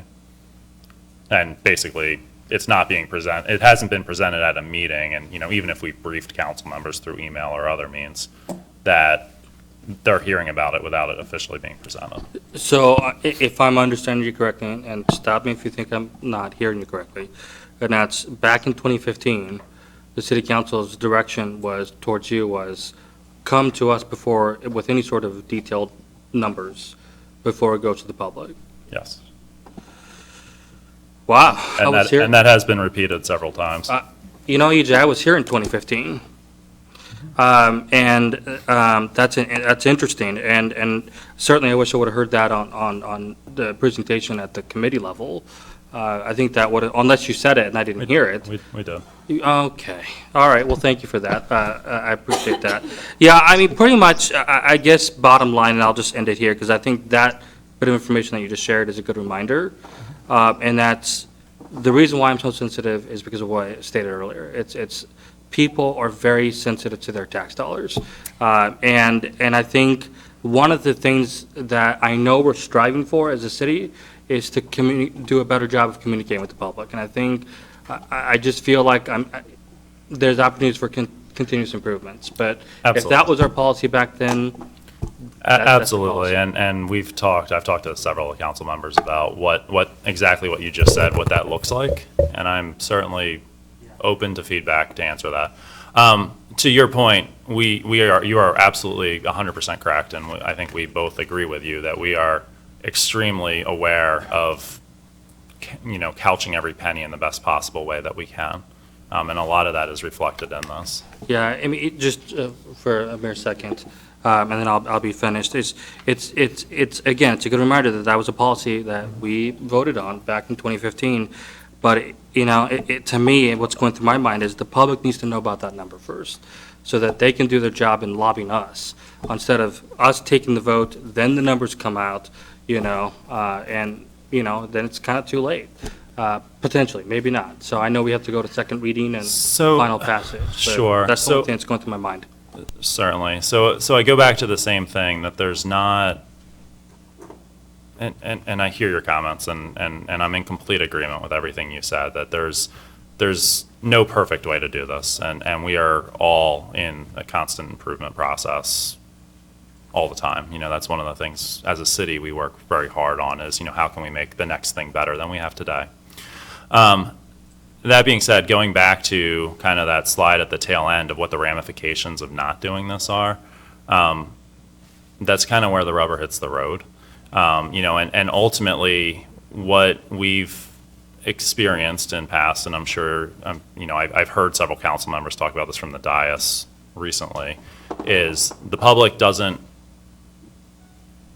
want to approach council members, or doesn't get engaged with approaching council members until it's real, until there's been a vote. And that's when that lobbying occurs. So we're trying to figure out a way collectively of how do we accomplish what you're bringing up and allow that to happen, knowing what we know about where we have to be, and also knowing that the public generally doesn't respond until there's a vote. So if we do all the outreach, which we've done a ton of outreach, and you can see how many people are here. So, I'm sure you will get emails, and thank you, Dana, and our consultants in the back, and there's a couple more in the back. But, we certainly all struggle with that unfortunately the public doesn't come out until the vote happens. So at some point that rubber needs to hit the road, and that's unfortunately the point that we're at. Okay, Deputy Mayor Honda. Thank you. So at the LUTC meeting, you had more information that you presented about the level of services, the minimum with priority CIP, max, moderate with full CIP, which is, and I want to talk about one of the CIP projects that is on this schedule that you passed out at LUTC. Stormwater contribution to City of Federal Way Public Works Complex, and it's $8 million. So could you, that was not talked about at LUTC. Could you talk to us about that tonight, please? Sure. I don't think you need to bring it up. We can just talk. We can just talk. So yeah, so you are correct. It was one of the pages at the LUTC meeting, and we briefly talked about all of them, or more specifically, the consultant from Herrera did. And, you know, that was the question that was asked about why is there a picture of the facility from CTAC that was used as the example during that conversation. But to answer your question, the permit has additional requirements for, mostly for operations, for how quickly we go out and factor inlets, for factoring inlets more than we do right now, for upkeep, that we don't have the physical facilities right now to be able to support. So we have been bursting at the seams. You know, as you're well aware, we are in what was at one point a fire department building, then it was a city hall, and now we're in a maintenance building that's still a former, says, you know, city clerk or something to that effect on the front of the door.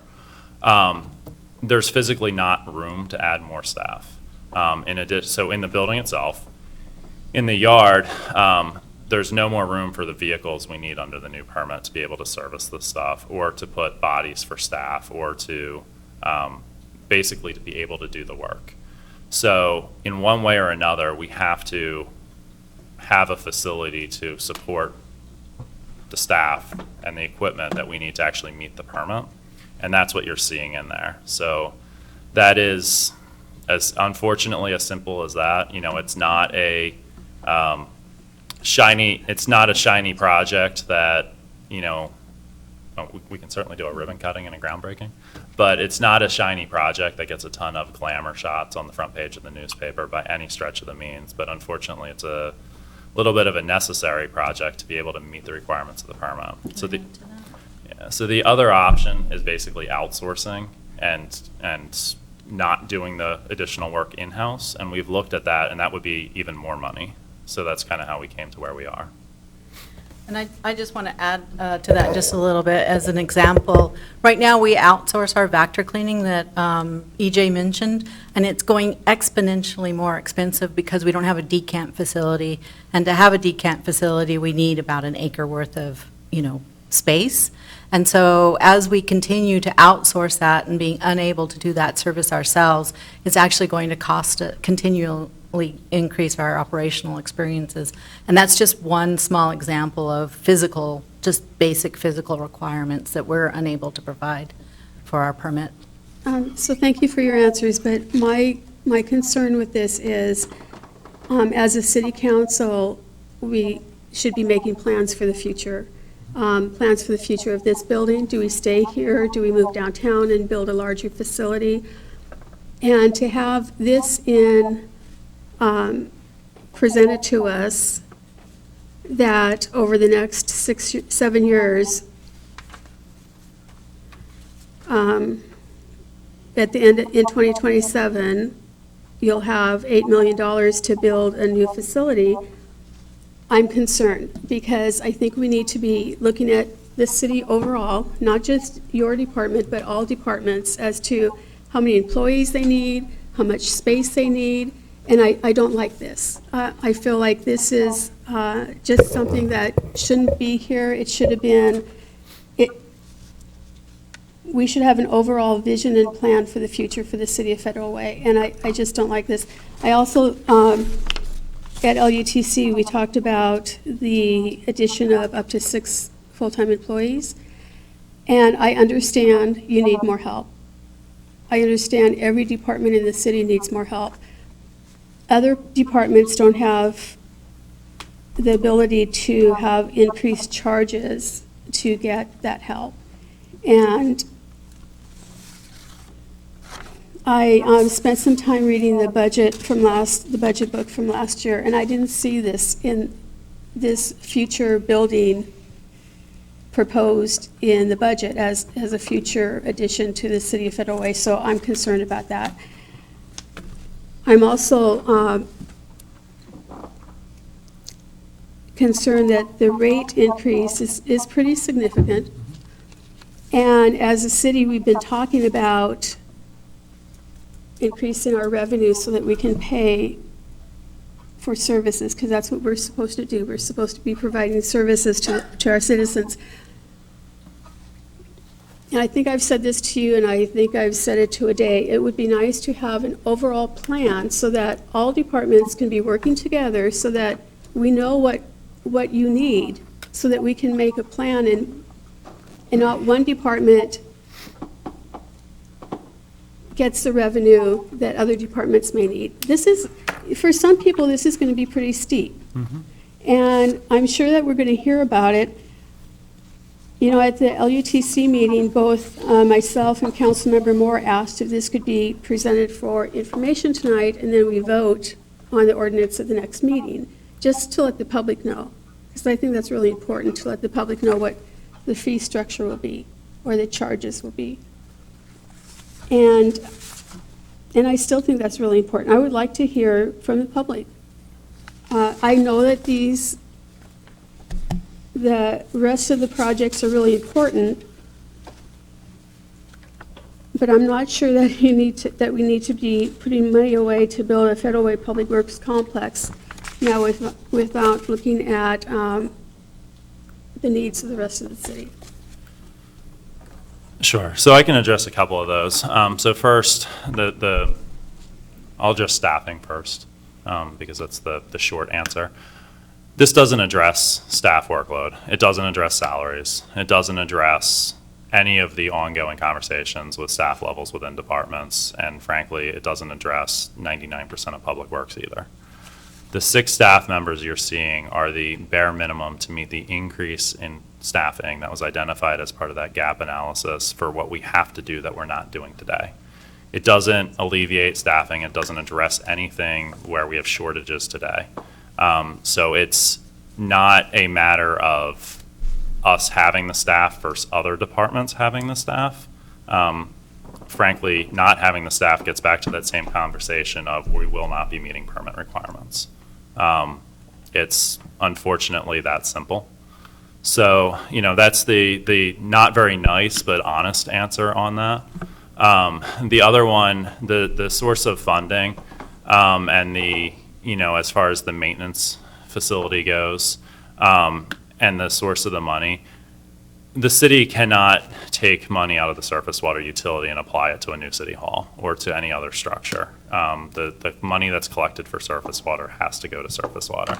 So while there is certainly some merit to long-term visioning, I am a huge supporter of that, long-term planning, as you know, as Ade, as is Brian, as is the mayor, and doing that.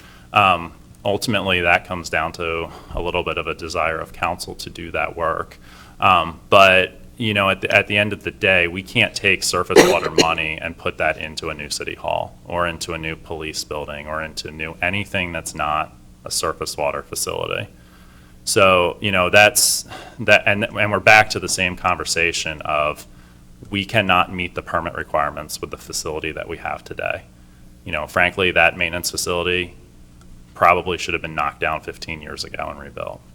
But it's not a pretty subject because our residents don't typically see it.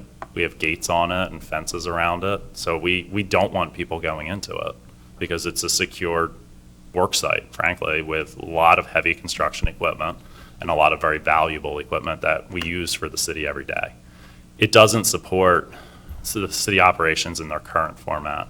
It's also not just used by Public Works. It's also used by Parks just as much as us. And that would continue to be a joint facility. So there are benefits to other departments, and police occasionally uses it as well. There's benefits to other departments beyond just Public Works. But that is, I hear your point about the long-term planning, and I'm certainly in agreement that anytime we can do long-term visioning for the city, that's a positive exercise. I fully support that. But at the end of the day, we have to figure out what's the minimum level of what we have to do to be able to meet the permit requirements, and that's what's been identified to you. So again, I go back to the same thing. Public Works, frankly, if we were building what we need, it would be triple that number. It's not, though. All right, we got, did you have another question, Councilmember, or excuse me, Deputy Mayor Honda? I'll wait till others ask their questions. Okay, so what I've got right now, we're going to come back to you. Let's go Councilmember Tran, Councilmember Kopang, and then the Deputy Mayor again. Councilmember Tran? Thank you, Mr. Mayor. Thank you, EJ and Teresa.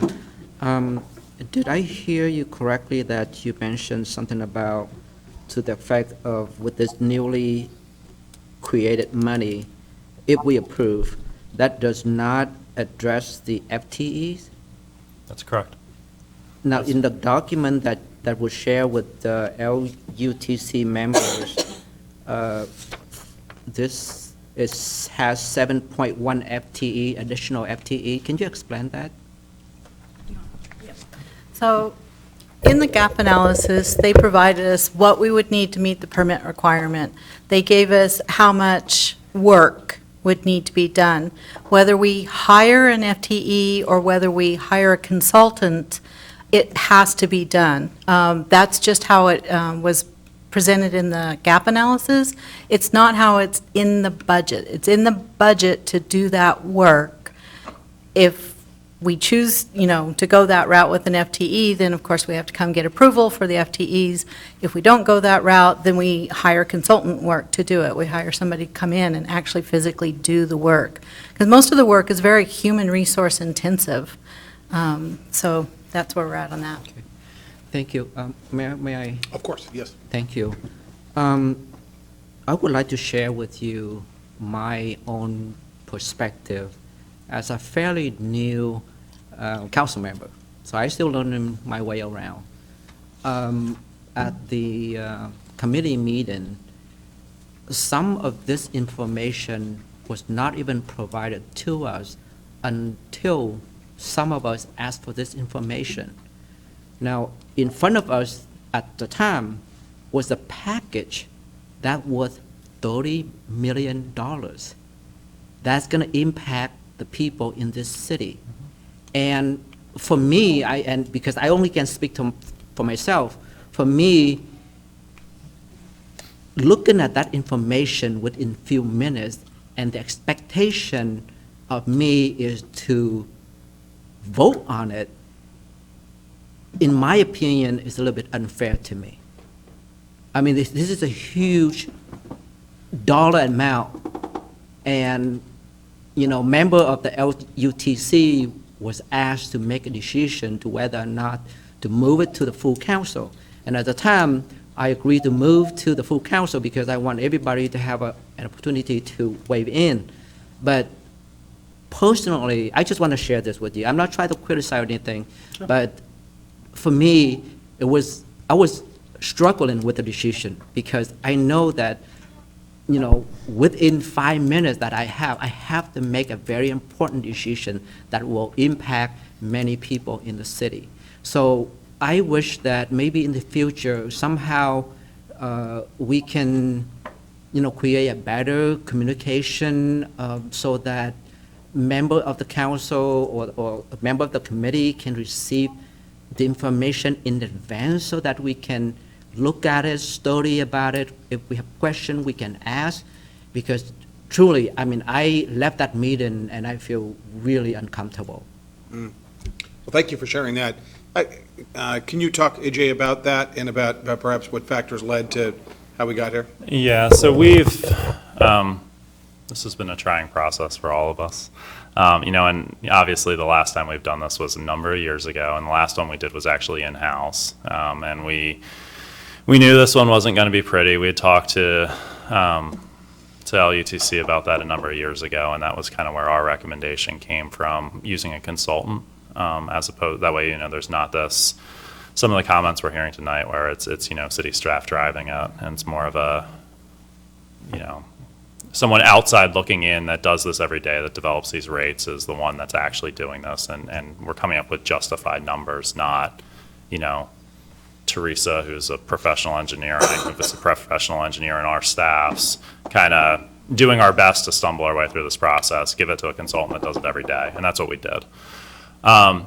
We've been working on this for, like I said, it started in 2015. We actually started work in 2017. It's been a long time, long-term project with updates to LUTC, with updates to FEDRAC, most recently last February, to discuss a lot of these projects and discuss the rate structure and how we're doing it and how, some of the early projections for that. The blow that we were dealt was in August. We lost the staff member that was doing this project. They took a more competitive job at a neighboring agency that ran this project for the last 4 years. So some of the outreach that we are hearing and we've been doing, frankly, it's a direct result of that staff turnover. So this, to your point, this does not address the staffing study that HR is doing. It does not account for any sort of wage increase associated with that or staffing level increase with level of work. This is purely FTEs to meet the new requirements. So yeah, it's been a trying process, to say the least, I think, on all of our parts, and I'm certainly open to any lessons learned, and my door's always open, and the mayor will quickly tell council members to call me directly. But this is important It's feedback. an important issue, yeah. And it's an important issue, but it's important feedback, and it's important for us to hear that, and we hear all of it. So, and I do want to point out, one of our staff checked while Teresa have been up here, the Public Works facility has actually been in the last 2 budgets. So it has been in the last 2 budget books in the CIP program. So. Okay. I think actually I said Councilmember Kopeng next. Yeah, thank you. Now, I want to just back up. Sure. Surface water management basically is a utility operating under the umbrella of the city. Yes, sir.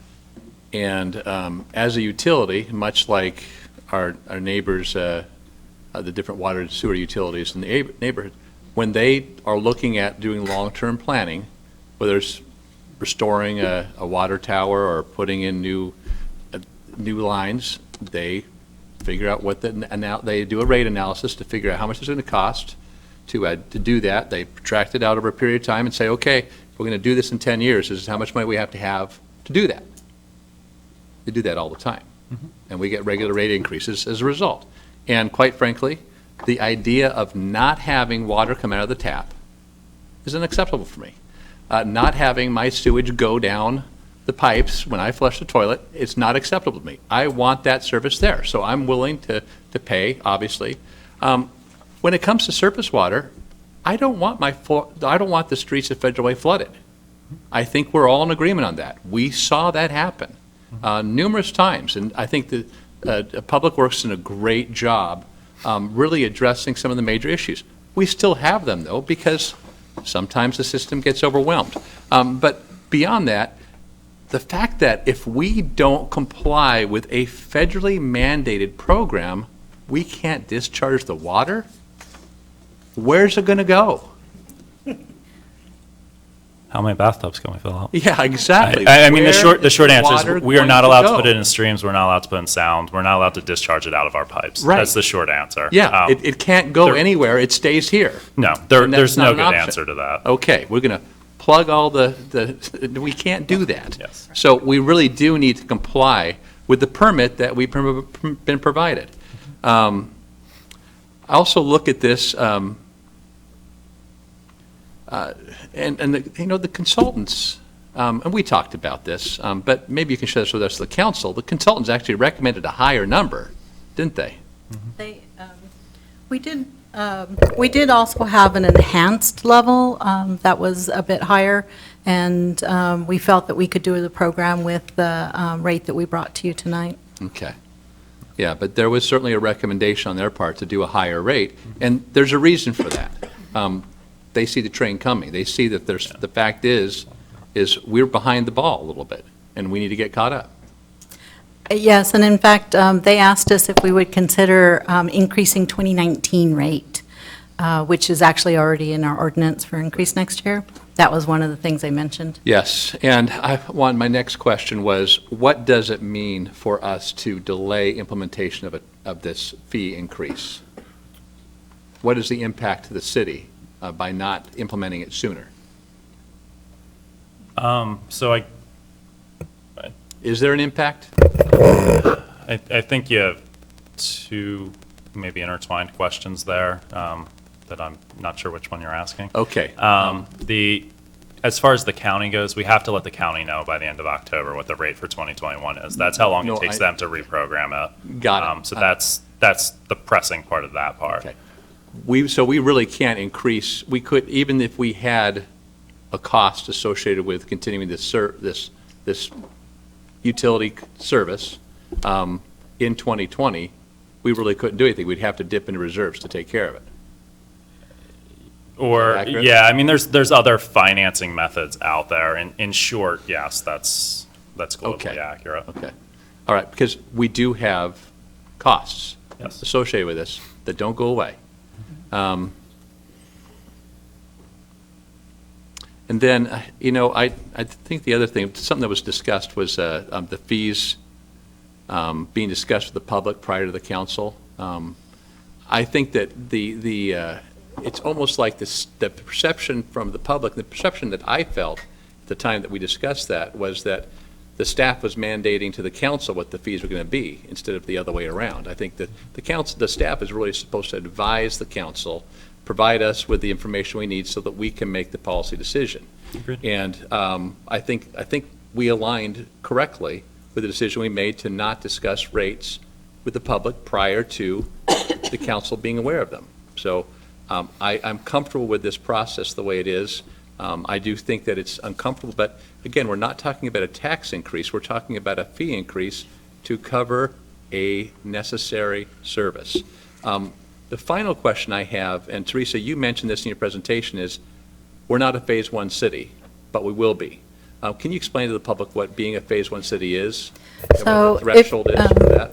If under the 2010 census you're over 100,000 people, then under the Phase 1 you have something called flow control requirements, water quality retrofit requirements, and watershed planning requirements, and they're significantly more expensive.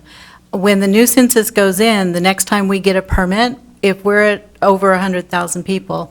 Now, Bellevue expected that they would be a Phase 1 this time, so you saw that they had a $900, an annual fee of $900 a year, and that is part of what they had to do to push to get to that Phase 1 type implementation. So they act as a Phase 1 city, even though this time they received a Phase 2 permit. That's interesting. 100,000 is the number. Yes, sir. 100,000 people. I fully expect the population of Federal Way to be over $100,000, or 100,000, sorry. $100,000, yes. 100,000 people, yes. And it's counties over, I think, 250,000 people. Okay. Are Phase 1. The reality is we're going to become a Phase 1 city. What is the implementation time to go from our current status to being a Phase 1 city? That's part of why we only put the budget in through 2027, because we anticipated that at the next permit cycle, if we took a look at this under the 2027, 2026 planning, that we would be able to implement incrementally what would be needed when we became a Phase 1 city. Okay, so how long does it take to become a Phase 1 city after you hit 100,000 in population? The next permit cycle, but it is based on the census. So Right. So we're going to have the census next year, and then the permit cycle is how many years again? Yeah, Please remind me. 2028. So 2028 Okay, will most likely be a Phase 1, sir. Okay, good. So we've got time to ramp up. Okay, Deputy Mayor Honda. Thank you. So I completely understand that council should definitely have the numbers before the public. That, I agree with that.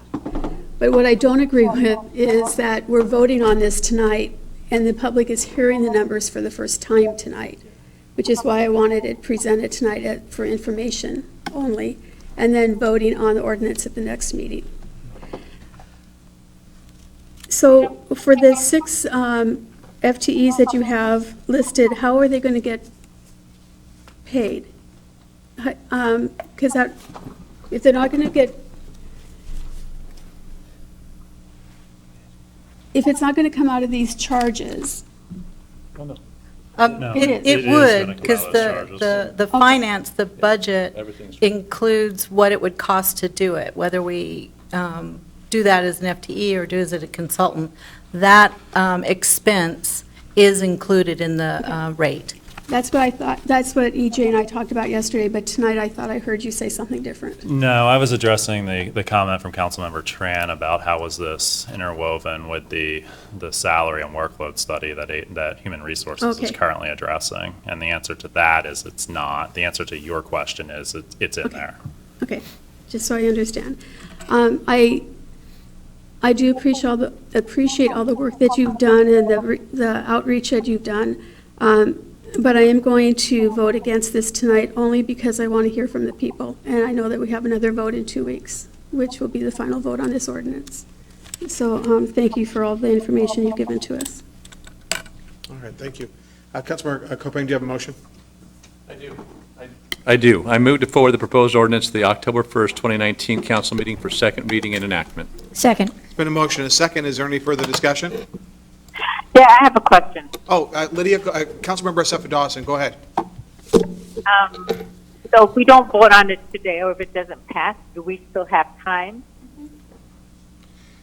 EJ or Teresa?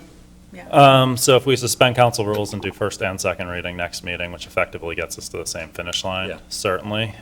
Outside of that, the answer is no. So there would be no difference? Yeah. The normal process is first reading now. Practically speaking, no. Okay. Correct. Mayor Farrell, point Yeah. of order real quick. The deputy clerk has not read the ordinance title into the record yet. Thank you very much. Yeah, thank you. Well, thank you, everybody. Okay, rewind, take 2. Let's rewind a bit. So it's been, Councilmember Copain, can you withdraw your motion right now? I will withdraw my motion. And is the second withdrawn as well? Yes. Okay. All right, so public comment. Is there anybody who'd like to comment on this? Is there anybody who'd like to comment? Is there anybody who'd like to comment? Okay, the third time, there we go. Come on up. Could I move that we extend the meeting past 10 o'clock tonight, please? There's been a motion to extend beyond 10 PM, and there's a second. Is there any discussion? All those in favor? Aye. Aye. Opposed? All right, we're good to go. All right. Dana Holloway.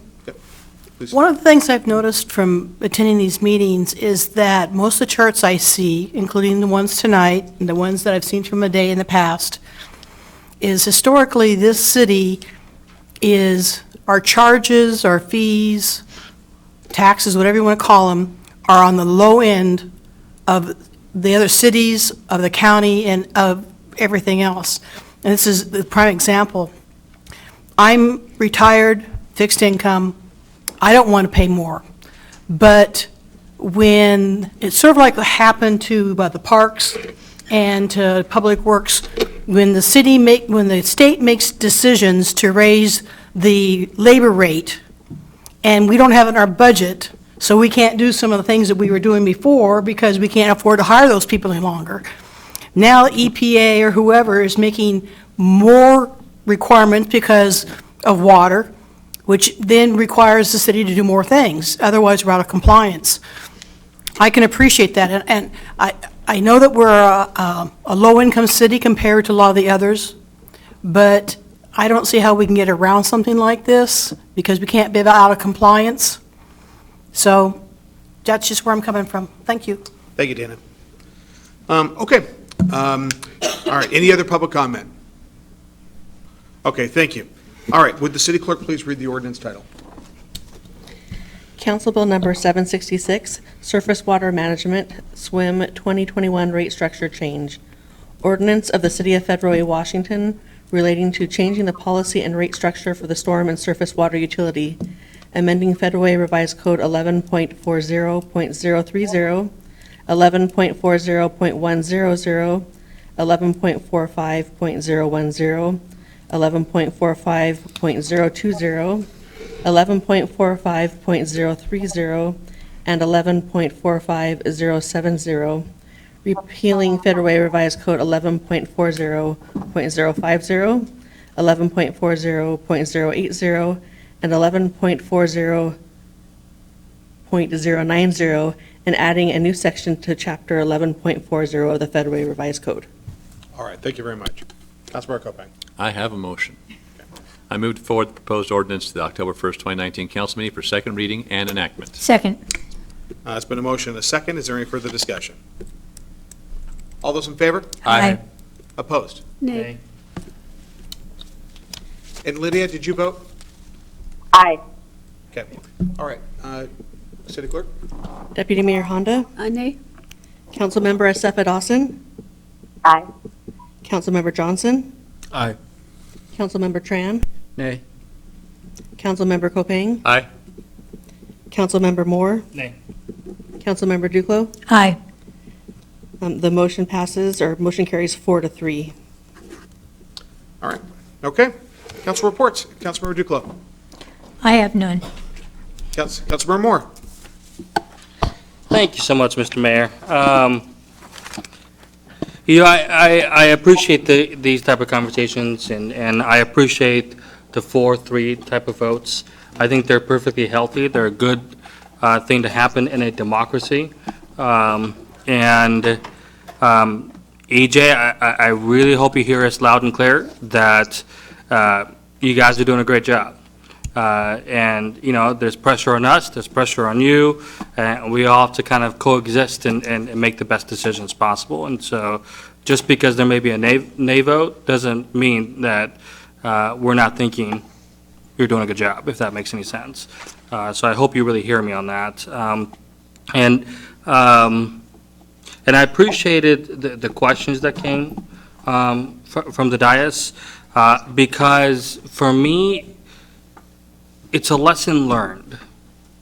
When we took a very difficult vote about, almost 2 years ago, and I strive to ensure that the public has the opportunity to be as much as possibly engaged. And now that we have the detailed numbers, the public has 2 weeks to communicate with us and to engage. And certainly, I am prepared and will vote in 2 weeks on this matter. And I am very much aware that this is a federal mandate? This is a federal mandate, so plain and simple. Councilmember Kopang, you did a beautiful, masterful job through your questioning of helping us kind of understand everything, and I appreciated that, but I also appreciated the concerns and the questions, and I know that we all appreciate those type of a diverse set of questions that are being asked. So that is a little bit more of an explanation of why I voted nay, because I know the public expects us to identify why did you vote yes or why did you vote no, and that's my reason.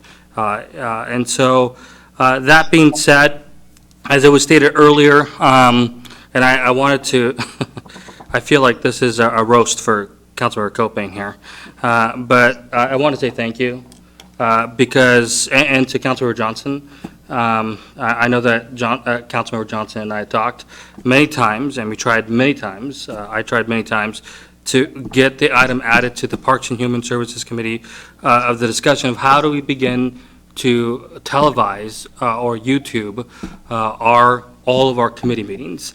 And I know that historically we've tried, but it hasn't gone anywhere. But finally we got success, and I know that Councilmember Kopang and myself advocated very hard to ensure that all the committees except for LTAC, I don't know why LTAC's not televised.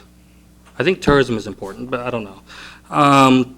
That all the three main committees, although LTAC is a main committee, is televised. And I think it's one more thing that we're doing to be transparent in a modern era. And I think that's really important, because I know that myself, I've gotten comments of what happened during the committee meetings.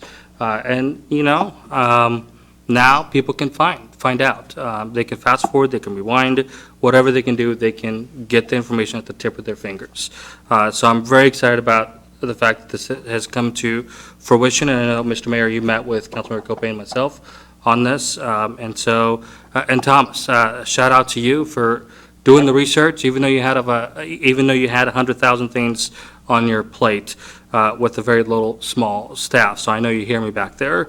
So thank you for this. I think this is going to be a really huge thing for Federal Way. It's a really positive thing.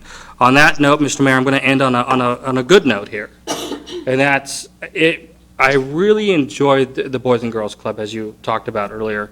It was a really fun breakfast. I've said to a few of my colleagues that I've not been able to go to as many because, we have jobs, and sometimes those jobs don't give you the flexibility to attend early morning meetings. But today I was certainly given that opportunity, and Councilmember Copain, again, we're roasting you here. Thank you for inviting us to that. And so a funny little story, my little memory of the Boys and Girls Club, and thank you for indulging me here to my colleagues. Of course, Councilmember Duclos left. I don't know why she left. But the Boys and Girls Club definitely played a pivotal role in my life. As an orphan to someone who didn't speak English, basketball certainly was something that was never played in an orphanage in the Soviet Union country, right? And so finally, my parents got me signed up for basketball. It was about third grade. You'd think I'd get everything, but, things were new for me. It was a whole new experience. And I tried so hard to understand how basketball is played, and I kept watching everybody, and finally the coach put me onto the court, and I did the job as I could to defend the guy that I was supposed to defend, I think, and I'm sorry, excuse me, I'm not a basketball expert. So, the craziest thing happened, and that's I got the ball. And I was so excited, going down the court, the Boys and Girls Club, near St. Vincent's, if you know where that is, and I'm getting ready to shoot, and I look at everybody and going, everybody's saying, no, no, no. When you know I made the wrong shot for the wrong team. So that's my little fun memory. I've learned since then that you got to make the shot for the right team at the right time. So a little memory I had with the Boys and Girls Club, but they're such a great organization, really important, just as communities and schools, just like Federal Way Youth Action Team. I know they're reorganizing, if I'm not mistaken, and so many other entities that play a pivotal role in our school districts that I'm continuously learning about. So very thankful for their work. Councilmember Copain, thanks for the invitation. Councilmember Copain. Yes, Councilmember Moore, thank you for the picture of little Martin Moore running all over the basketball court. Yes. I don't remember. Okay. It doesn't matter. Couldn't believe I made the wrong shot. Third graders keep score. It's fun stuff. And I want to talk about the Boys and Girls Club just for a second too, and that I was really appreciative of the support from the council to be there and support a very vital organization within our community. I also wanted to thank the staff that was able to get there as well. I think that speaks highly, even though many of you don't live in Federal Way, you made the time to get into Federal Way and be a part of creating a solution for our city. So thank you for that. The Boys and Girls Club really is implementing, or has been implementing, at least 2 or 3 of the goals of the Violence Prevention Steering Committee recommendations. So again, a great partner that really is a part of the solution for our city. So I'm proud to be be on the board of that organization and continue to support the efforts that organization is making in our community. Also wanted to thank South King Fire and Rescue for a great event. The 9/11 obviously is a date that's burned in all of our memories, and we all know where we were, And thanks to the South King Fire and Rescue, I know where I'm likely going to be every 9/11, and that's at Station 64, honoring those that died and remembering what's good about our country and be able to look forward with optimism about our future. So again, it's great to remember. It's also great to look forward, but to recognize where we came from and where we are and where we can go together. And I tell you, I think about this 9/12, the day after, and how we really came together as a country, and really long for that to happen again, and I know that it can. But again, it's really important, I think, for us to understand as much differences as there are between us, that we have so much in common, and we do live in a great country. So thank you. All right, Councilmember Tran. Thank you, Mayor. I yield my time to Council Member Moore for the next meeting. Thank you, Mr. Mayor. You just yielded the phone. I do have a positive story that I would like to share.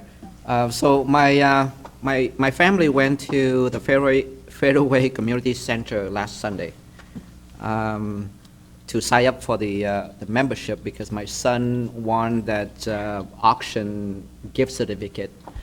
So we ran into a few issues, but thanks to Dan and David at the front desk, they really went out their way and correct everything, and everybody was able to sign up and check in and all that. So thank you, John. Please tell them that, I did thank them, but please tell them that I do appreciate it. Think you. All right, Councilmember Johnson. Just briefly wanted to thank Councilmember Kopang for the invite today. It was really cool hearing from the, I think the president, the NHL expansion club coming to Seattle, and I would advocate, and hopefully we'll have an opportunity to talk with Tim, but I know one big sport around the country is the expansion teams for the development leagues for like football and basketball, and so maybe that's something Federal Way, if a team does come to Seattle for NHL and NBA, we could look into.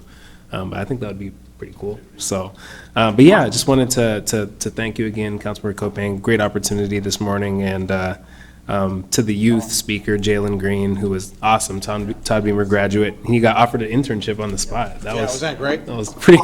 That was pretty amazing. So, yeah. Thanks again. Awesome. Councilmember Sept Dawson. Yeah, I have nothing to report, but to say thank you for allowing me to participate on the phone, and have a good night. Thank you, and great job. Deputy Mayor Honda. Thank you. On Saturday, there is the food drive, which is in the morning, and I think up until 3 o'clock. And there is also the annual meeting of the Federal Way Historical Society, which is really important. They are a small group of people doing a really amazing job of keeping our history safe and informing the public of the history of Federal Way, because we do have a history here. So I would encourage you to go to that. I think it starts at 1. I don't have the information in front of me, and I thought Diana would talk about it tonight, but she didn't. So I attended the skateboard meeting today, and we had quite a bit of information on I-976. I brought back some information for everyone, and it's in the office. Jerry Lynn can make you copies or scan it, or however you want to get to it if you'd like to read it. And tomorrow or Thursday is the Board of Health meeting, but what I'd like to explain to the public is that when you represent SCA on a committee or a board, you're not representing your own city or yourself, you're representing SCA. And if SCA is taking a position on something, we need to support that position as a representative of SCA. Now, they haven't taken a position on the Housing Authority, but the Board of Health it's not scheduled for a vote at the Board of Health, just for information. But I think that's important for people to understand how that works. And other than that, I'd like to thank everyone for all the work that they do and continue to do for our citizens and businesses. Thank you. Council, great job tonight. Thank you so much for all your hard work. We had a lot of issues on, and it was a good meeting. Thank you so much. Thank you, staff, for all your hard work. For everybody out there, have a nice evening and a great week. With that, we are adjourned. Thank you.